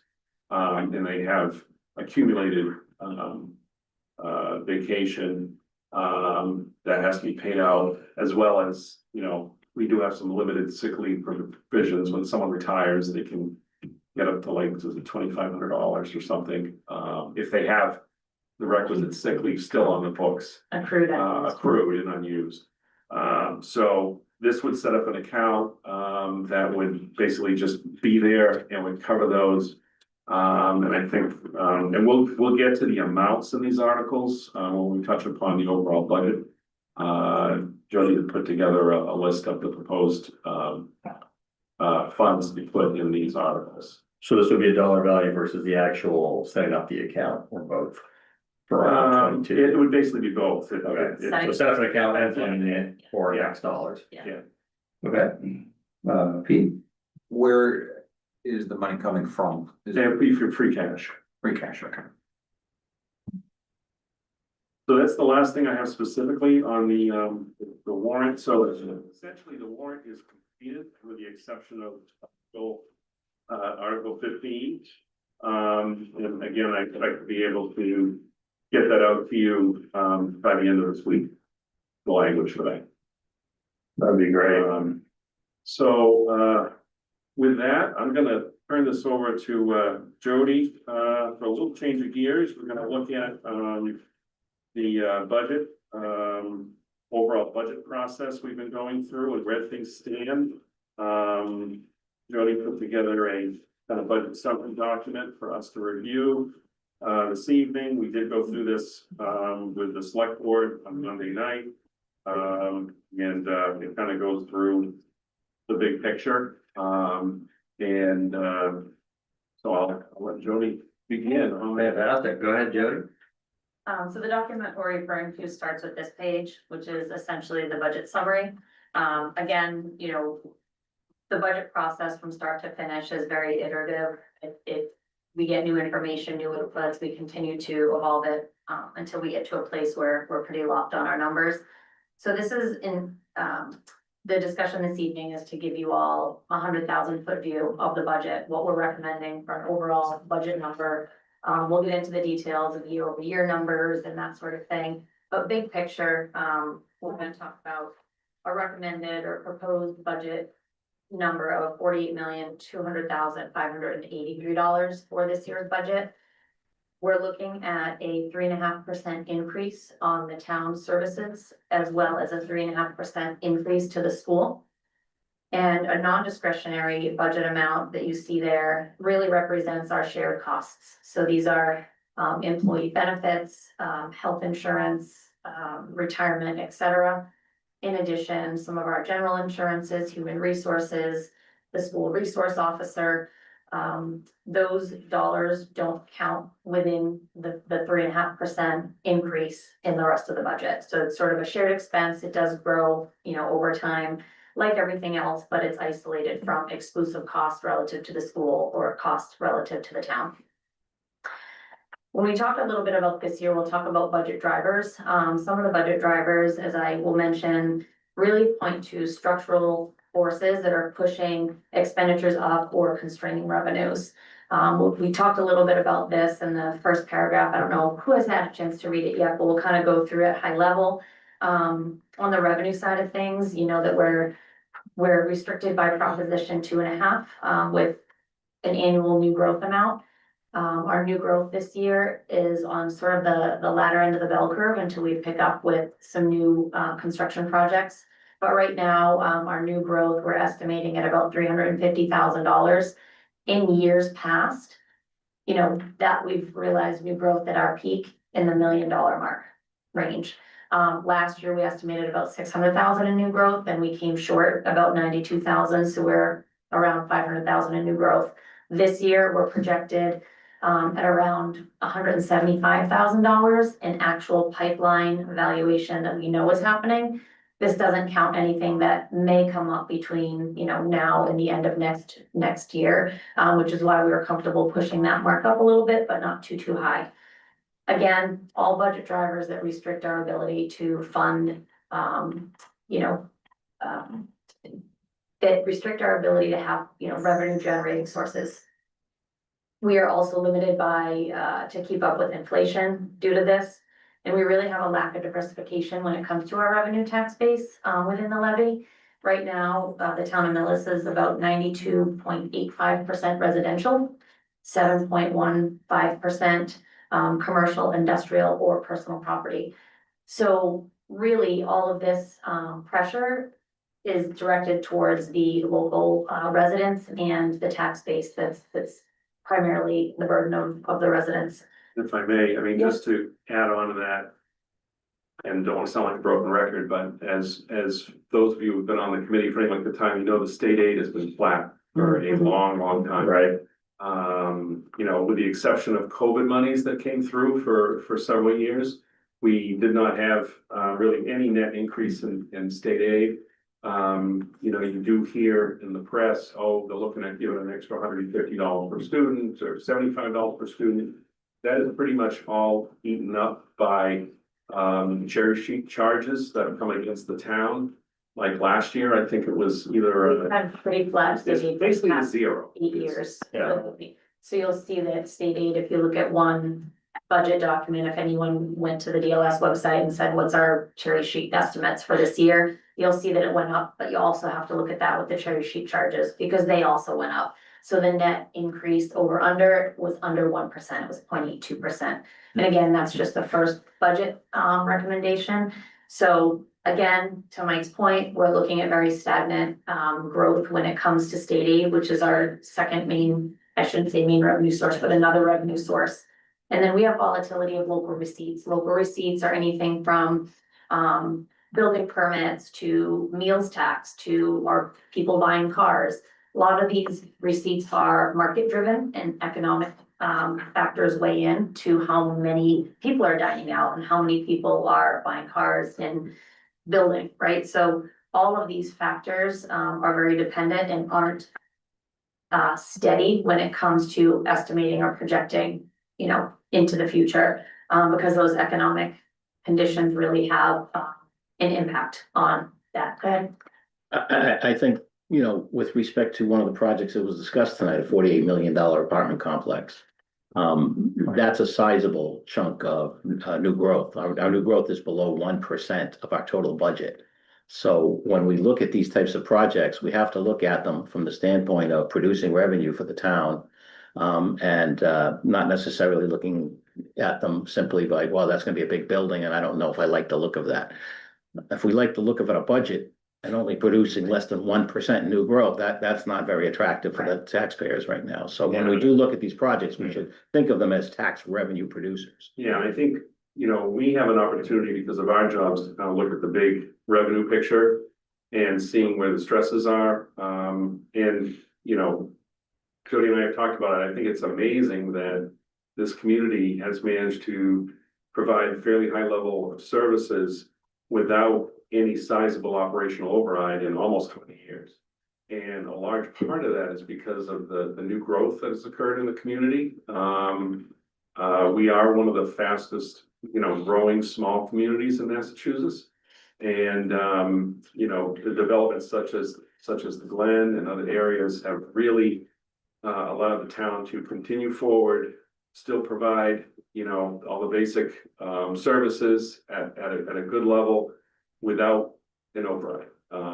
Now I can't say that's gonna be able to be possible in the long term, but it is something that the town has benefited from because we do not benefit from a large commercial tax base. So it's really the residential growth that has carried the town, certainly for the last, you know, 7 to 10 years. We're, as Jody mentioned, we're sort of at the low end of the bell curve right now, with the new growth. There are a lot of, building developments, you know, on the horizon. We don't know what the world will bring, for world news, for the economy. But if those projects do, you know, come to fruition, there will be additional helpful new growth down the road. And understanding that also with that new growth does drive the need for some additional services, public safety, schools. But so we originally were hoping to be able to reach for a 4% increase in municipal and schools, to be able to fund, you know, some of the, you know, desperately needed positions. School was trying to add back some positions from the cut a few years ago. As you know, the police and fire departments have been really actively seeking some relief, stresses of their departments. We were able to do a few minor things in this budget. We'll get to that, but I think people have to realize too, is as they see the tax bills go up, and I understand the frustration, they say, my tax bill's going up by this amount, where is all the money going? Well, when we have inflation from 3 to 5 to 6%, and the state aid is level and our new growth is flat, it's the only place that we're able to, you know, keep up with that inflation is by, you know, the residential taxes. So that is the frustration. We'll continue to battle that battle moving forward to try to find any other sources of revenue for the town. Recurring. Yes. And we're always seeking grants. I know that was discussed earlier today. We're always seeking grants and we're not always successful, but we're always seeking them. And because doing something like the sidewalk project on Village Street is just not something that we feel we could easily just take to the taxpayers and say, we want a debt exclusion for that. Right. We realize the pressures there. So we apply for that federal grant and we give it our best shot. Yeah. And hopefully, once in a while, we score like we did with the federal grant for the PFAS plant. That was a big victory for the town. So. Pete, question? Yes, please. Thank you. Where does the authority to set the new growth number or estimate that into the budget reside?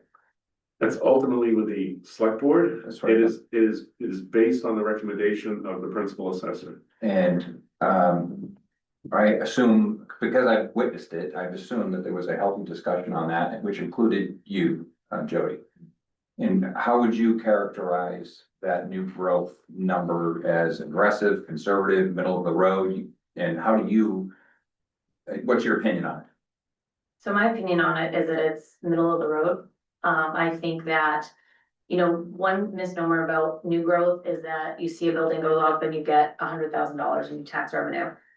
When that's not necessarily what happens. this town does a really good job of assessing new sales data every single year. And does reevaluations every single year. We're required by state mandate to do a cyclical inspection every 5 years to ensure that our valuations are appropriate.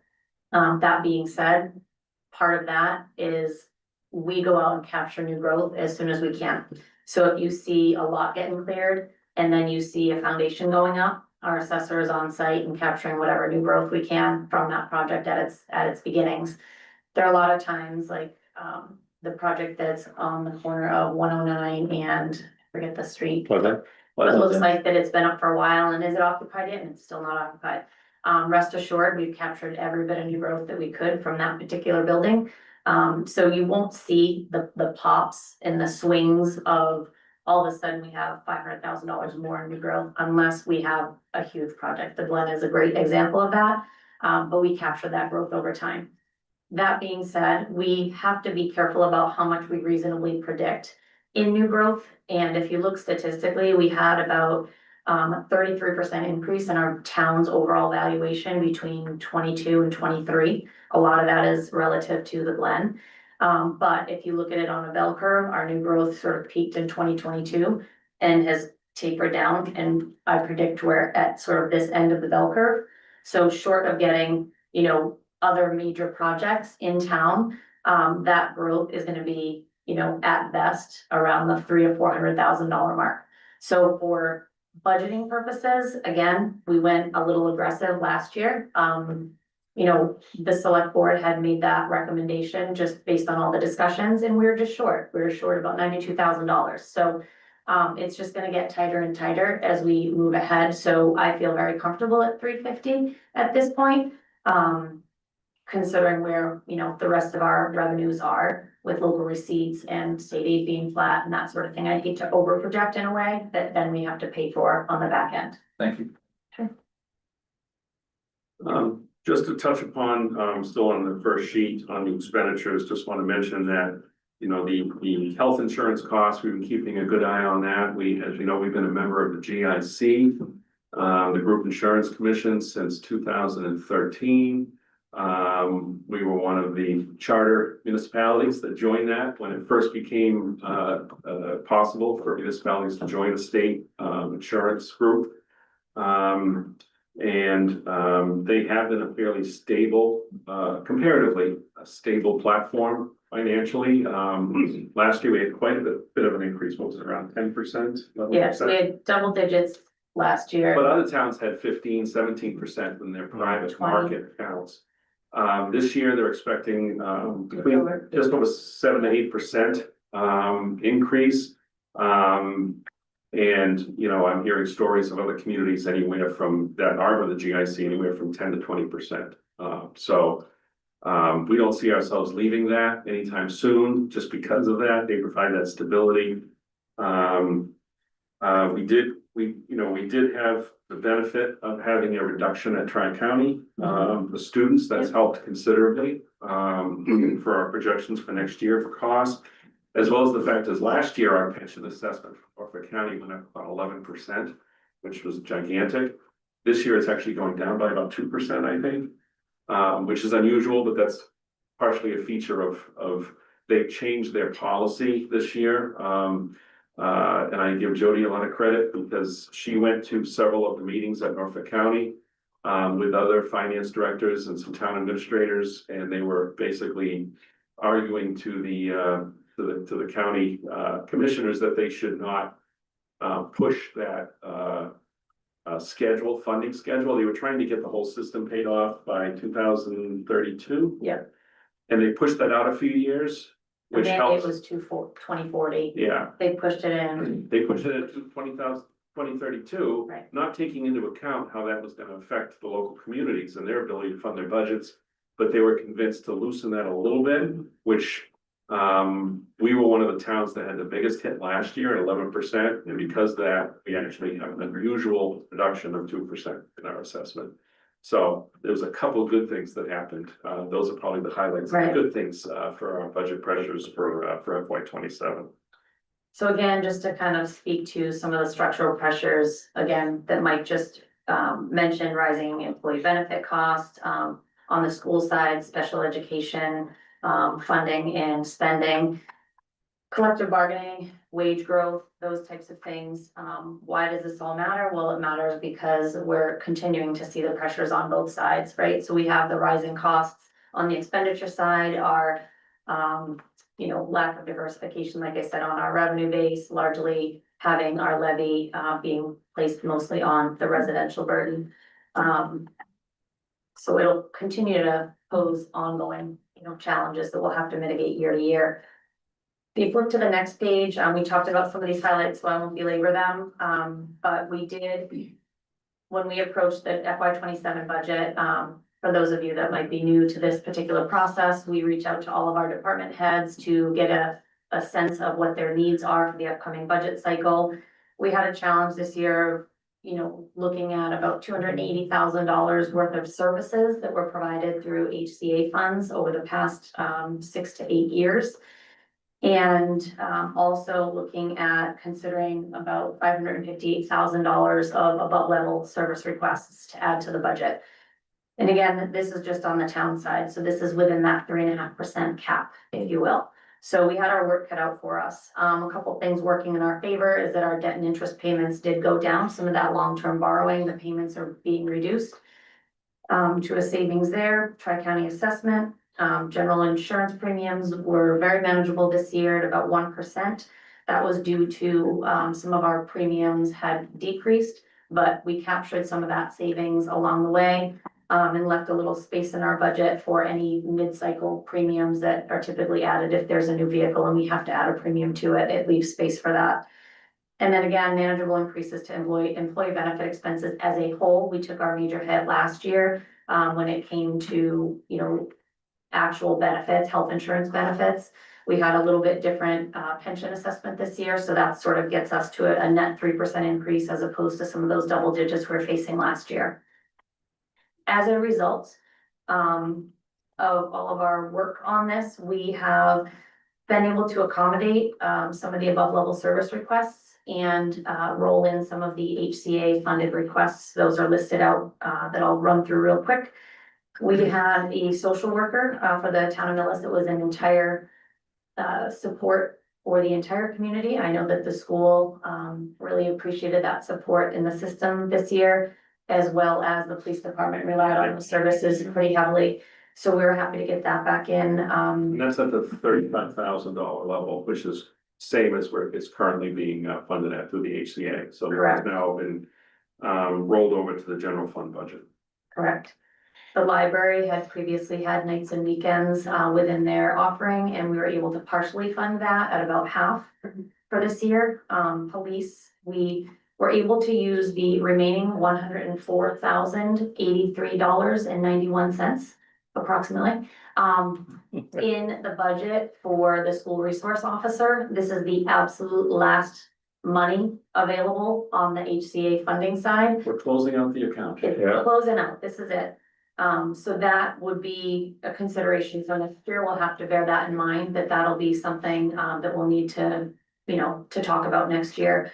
At this time, marijuana stipends and training was funded previously through HCA funds. We were able to provide the same level of training as the police department was accustomed to through rolling in that into the budget, as well as funding the contractual stipends.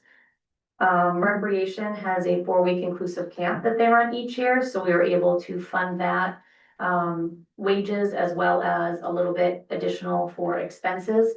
That program is self-supporting, so the revenue that or the expenses associated with the revenue generation, we're actually in the positive on that particular program. We'll take a look at that and structurally how we look at the recreations budget going forward. That'll be something that we work on for next year. And finally, the school was able to roll in the SEL para that previously was funded through HCA. So a win in my book for all of those things. In addition, like Mike said, the police department has been needing some relief on the staffing side for quite some time now, and we were able to add both a lieutenant promotion as well as 1 full-time officer to the police force for the upcoming budget cycle. Yeah, we had some discussions with the chief, and I know the chief had presented his concerns. One of the primary concerns the chief had was his midnight shift. He only had 2 officers on, number of shifts. This additional full-time officer will allow the addition of that 3rd officer for that midnight shift. So that was considered the biggest safety concern. I think he had also mentioned that we're the only town in the whole region that doesn't have any staff member in between the chief and the sergeants. This would basically elevate one of the sergeants to lieutenant. Mr. Chair. Yeah. Just net one then, yes. Yeah. Correct. One new They wanted to. and funding for a promoted position. Got it, thanks. Correct. Yeah. So that was really the largest cost item we were able to include within the municipal 3.5% cap. We were able to give some to the conservation. They had looked for several years, they've been seeking a part-time conservation agent.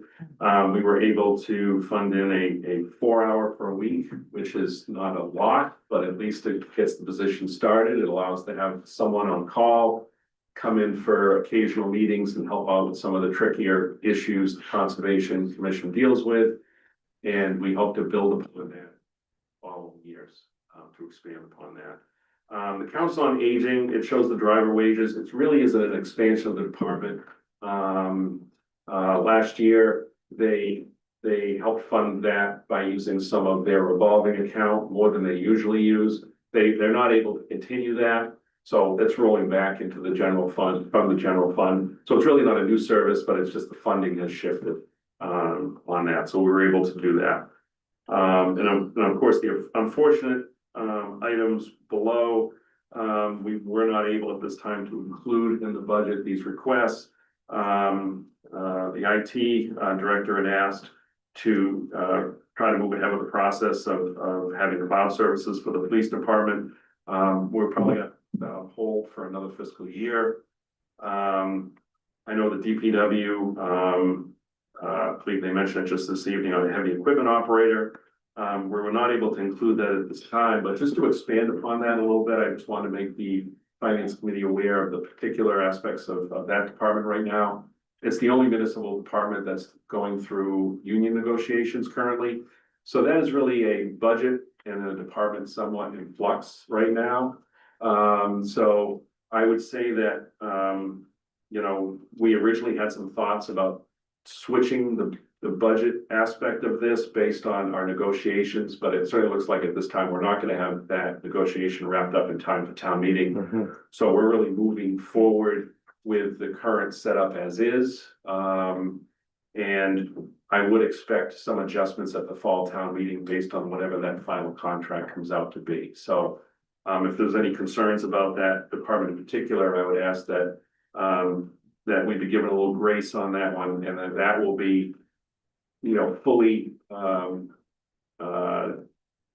fully come to fruition probably, in the July, August timeframe. So we're prepared to finalize that budget in the fall.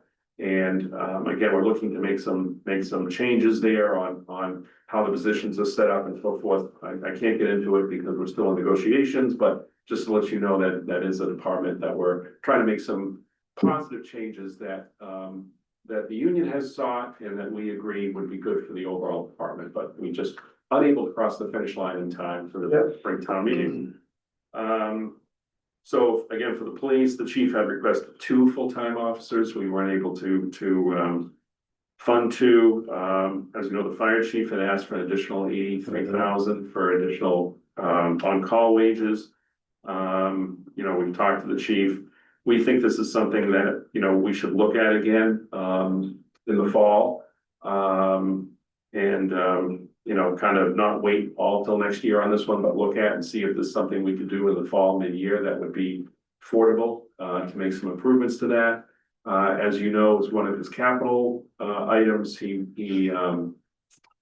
looking to do some work at the station to create some additional space to be able to have additional bunks and areas for some additional staff. And one of his proposals was to have someone call actually stay at the station certain nights, to be able to really have better response times and have more reliability and having call firefighters arrive in a timely manner to these calls. What would be an example of, something shifting in the budget to allow to revisit that in the fall? I mean, we're gonna look at the ambulance receipts to see how those Okay. progress. And also our overall budget. There's a lot of assumptions we've had to make in this budget proposal. So I think this was, of all the items that we kind of had to say no to, this was the toughest one. So I think we really want to try to look at this one, and if there is any room that's opened up in the budget, this is the one we would probably look at next. Sure. For a public safety issue. Good. Couldn't you just have left the $70,000 in there and funded it most of the way?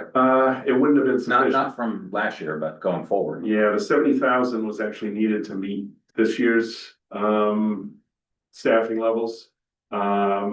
Just because there has been some falling off of the ambulance receipts. They go in cycles, and there's been some aspects of the ambulance receipts that have been not favorable to the town. There's been a lot of calls that have come in all at once. So if we get 5 calls within an hour, we can only respond to 2 of them, and the other 3 are being called for mutual aid. So there's been a lot of those instances where we have not been able to get those calls and be able to get revenue from that. And that's caused a little bit of a lull or a dip in our ambulance receipts, and it's something we're watching closely. The chief is watching closely. We think that can change over time. It's probably just an unfortunate cycle, but it's something that we think we'll be able to, have those the call volume as well as the continues to increase, and we think the revenues will increase again to maybe support some additional. Right now, the 70,000 was needed just to meet the budget proposal as is. Okay, may I keep going? Yeah, go ahead. Is this your, is this your budget or is this the select board's budget? It's still my budget. The select board hasn't voted on it. They will vote on it on Monday. And so they've reviewed all these, taken in that information. We'll be providing some additional information to them between now and Monday, at which time they'll be taking the vote.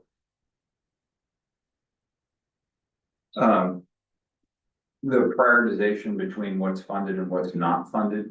I know that sometimes, having done this, I know that there are some times where you just get to a certain money, a certain value that you can't fund, but you have a little bit.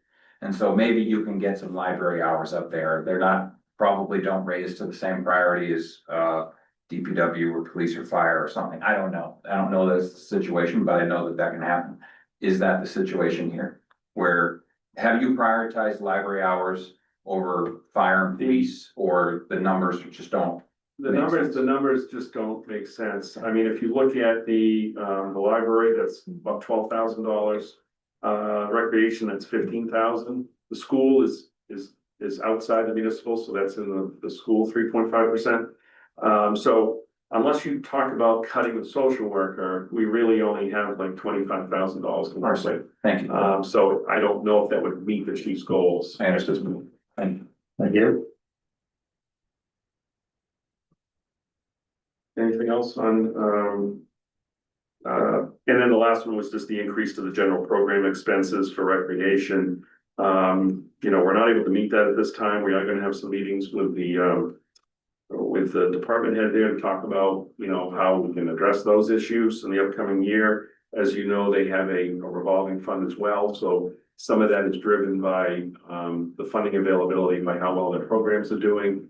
So we'll be working with them on that moving forward. But we were able to provide, as you can see up top, the staff for the inclusive camp that was rolled over from the HCA fund, so they will be able to absolutely maintain that. Go ahead, Mike. I'm looking on this budget above level service request. Is the conservation agent, is that 4 hours a week or you built it up to 16 hours a week in case they needed it? No, it's 4 hours per week. Okay, so you have 16 hours a week. In the original document, yeah. In the original.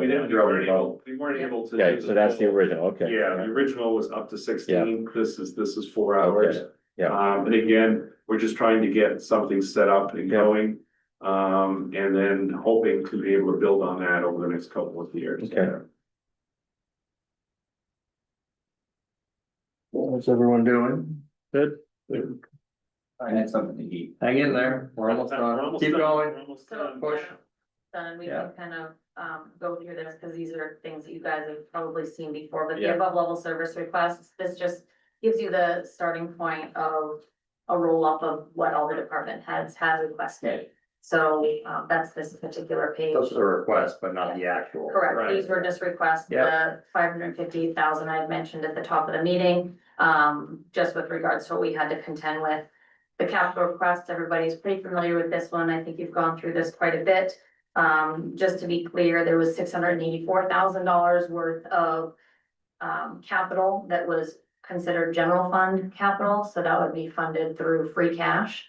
And then again, the enterprise capital, which was the borrowing authorization that we were pursuing. And then the last page, really becomes a recommendation with the articles, so you saw all the narrative on the articles, this is the money that goes along with those articles. So the additional operational for HCA, that is the remaining funding that we are putting towards the school resource officer. The capital items, should everything get approved, recommended to be approved by the select board, that is the full gamut of all of the capital items that were requested out of the general fund. The next article, is a really important one, not to diminish the others, but this is something I think we just need to pay a bit of additional attention to. There is debt, a debt obligation that we have with the Tri-County School District, based on their new build. It is a per student debt, assessment. That has gone down for us this year a little bit, but, realistically, that should be rolled into our operational budget at some point. I know that there's been some decisions to sort of, save for this and continue to fund it in this manner, but that will run out. We were able to sock away a little over $1 million, which will give us probably 2.5 to 3 years of funding that particular debt. At which time that debt exclusion, that override, that debt amount will need to be brought before the voters at some point. Again, that's more Unless our new. Mike's work. Yeah. Yeah, if we pay can just for it. roll it in, that would be great. So that, could that be factored in annually though, in terms of funding that tri-county debt? Yeah, for the next 3 years. Right. We anticipate utilizing a portion of that. Right, so we're gonna use this article to pay that payment. You're not So it gonna won't see be it in the involved. operating budget. Right, but in like fiscal year 28, can another tranche of money go into the? If we have it, absolutely. Yeah. If this article will stay open until we close it. Yeah. And we can continue to fund it year after year. It's much like we fund roads and sidewalks and paving, right? So we can put whatever amount we designate, for that purpose. It's just essentially we're using free cash to fund our operation in this manner. This is more targeted and more specific and more deliberate. We're not paying wages and salaries and electricity, but at the same token, it is operational funding.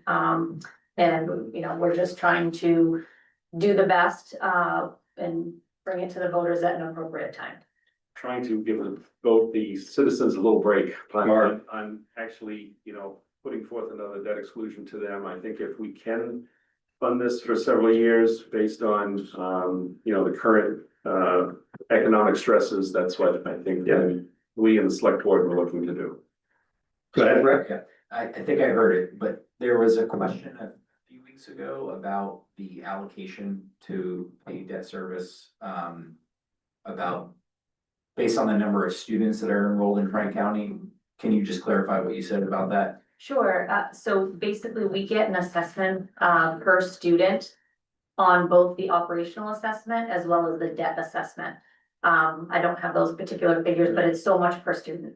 Our enrollment is based on October 1st of the prior year. So when we went to do this budget, our enrollment numbers are as of October 1st of 25. This year we had 39 students.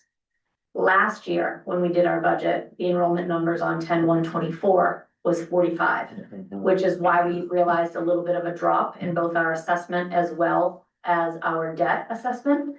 But again, going forward, that number is pretty volatile, right? And in my mind, we're probably gonna look at those numbers going up, not down. I'm not entirely sure when those doors open, but it's soon. And there's a strong likelihood that there's gonna be additional enrollment. Mhm. So when we're looking at 1,070,000, again, that's why I say 2.5, maybe 3 years. We do have additional funds that we allocated last year, so we're gonna use those funds to pay this year's assessment. So we have a little bit of time. This should cover 27, 28, maybe part of 29. But that's what trying to kind of buy ourselves a little bit of time. Perfect. That makes sense? Yes, thank you.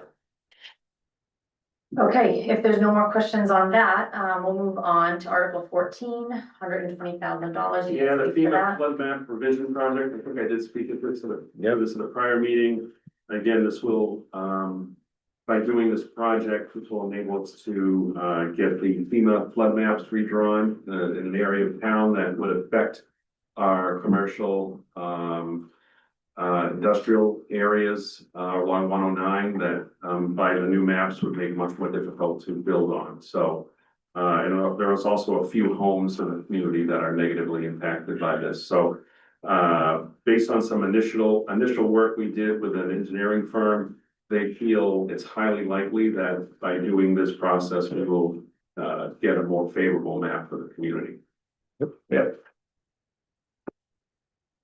Okay, the next article is Article 21, which is the 111F Injury Leave Indemnity Fund. Essentially, this fund we like to keep around $300,000 to $400,000.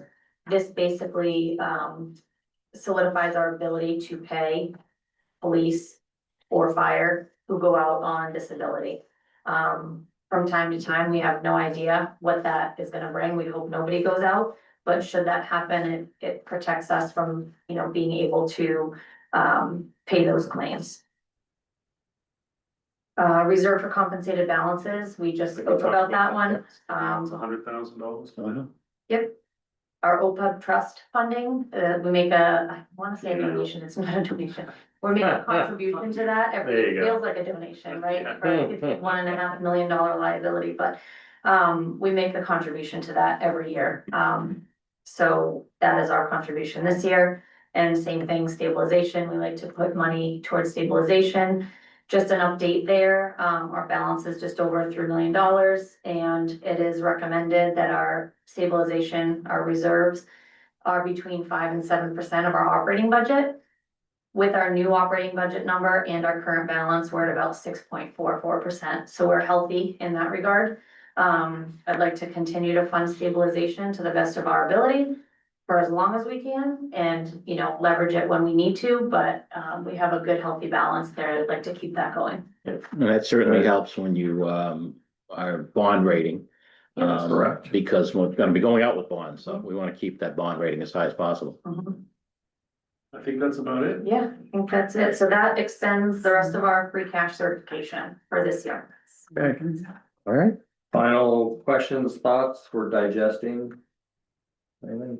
So, So we will have additional information Yeah. for the committee that will go out by email by Friday. yeah, So maybe you're in on Friday?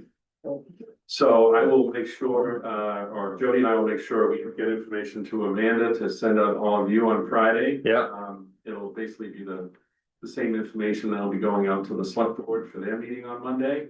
So you'll see, the final warrant that they're gonna see, and the recommended, budget. I think it's like that 6-page, 7-page sheet that shows Yeah. all the budgetary information, the recommendations. So you will receive that. so pretty much what's available on Friday is what you'll present to select board on Monday. Right, so you'll be able to follow along. Yep. If you'd like to watch or come in.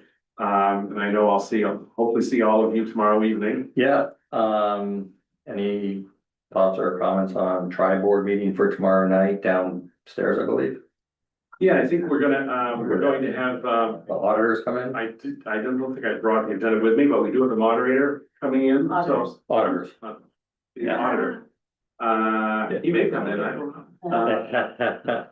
But the auditors, our new auditors will be there, so, you'll get a chance to hear how we're doing from their perspective. And then we're also going to, I think, speak a little bit about the, school building project. And then we'll talk about the warrant. It'll be fairly similar to what you saw this evening, so we're just probably gonna do a quick go through that and answer any questions anyone has.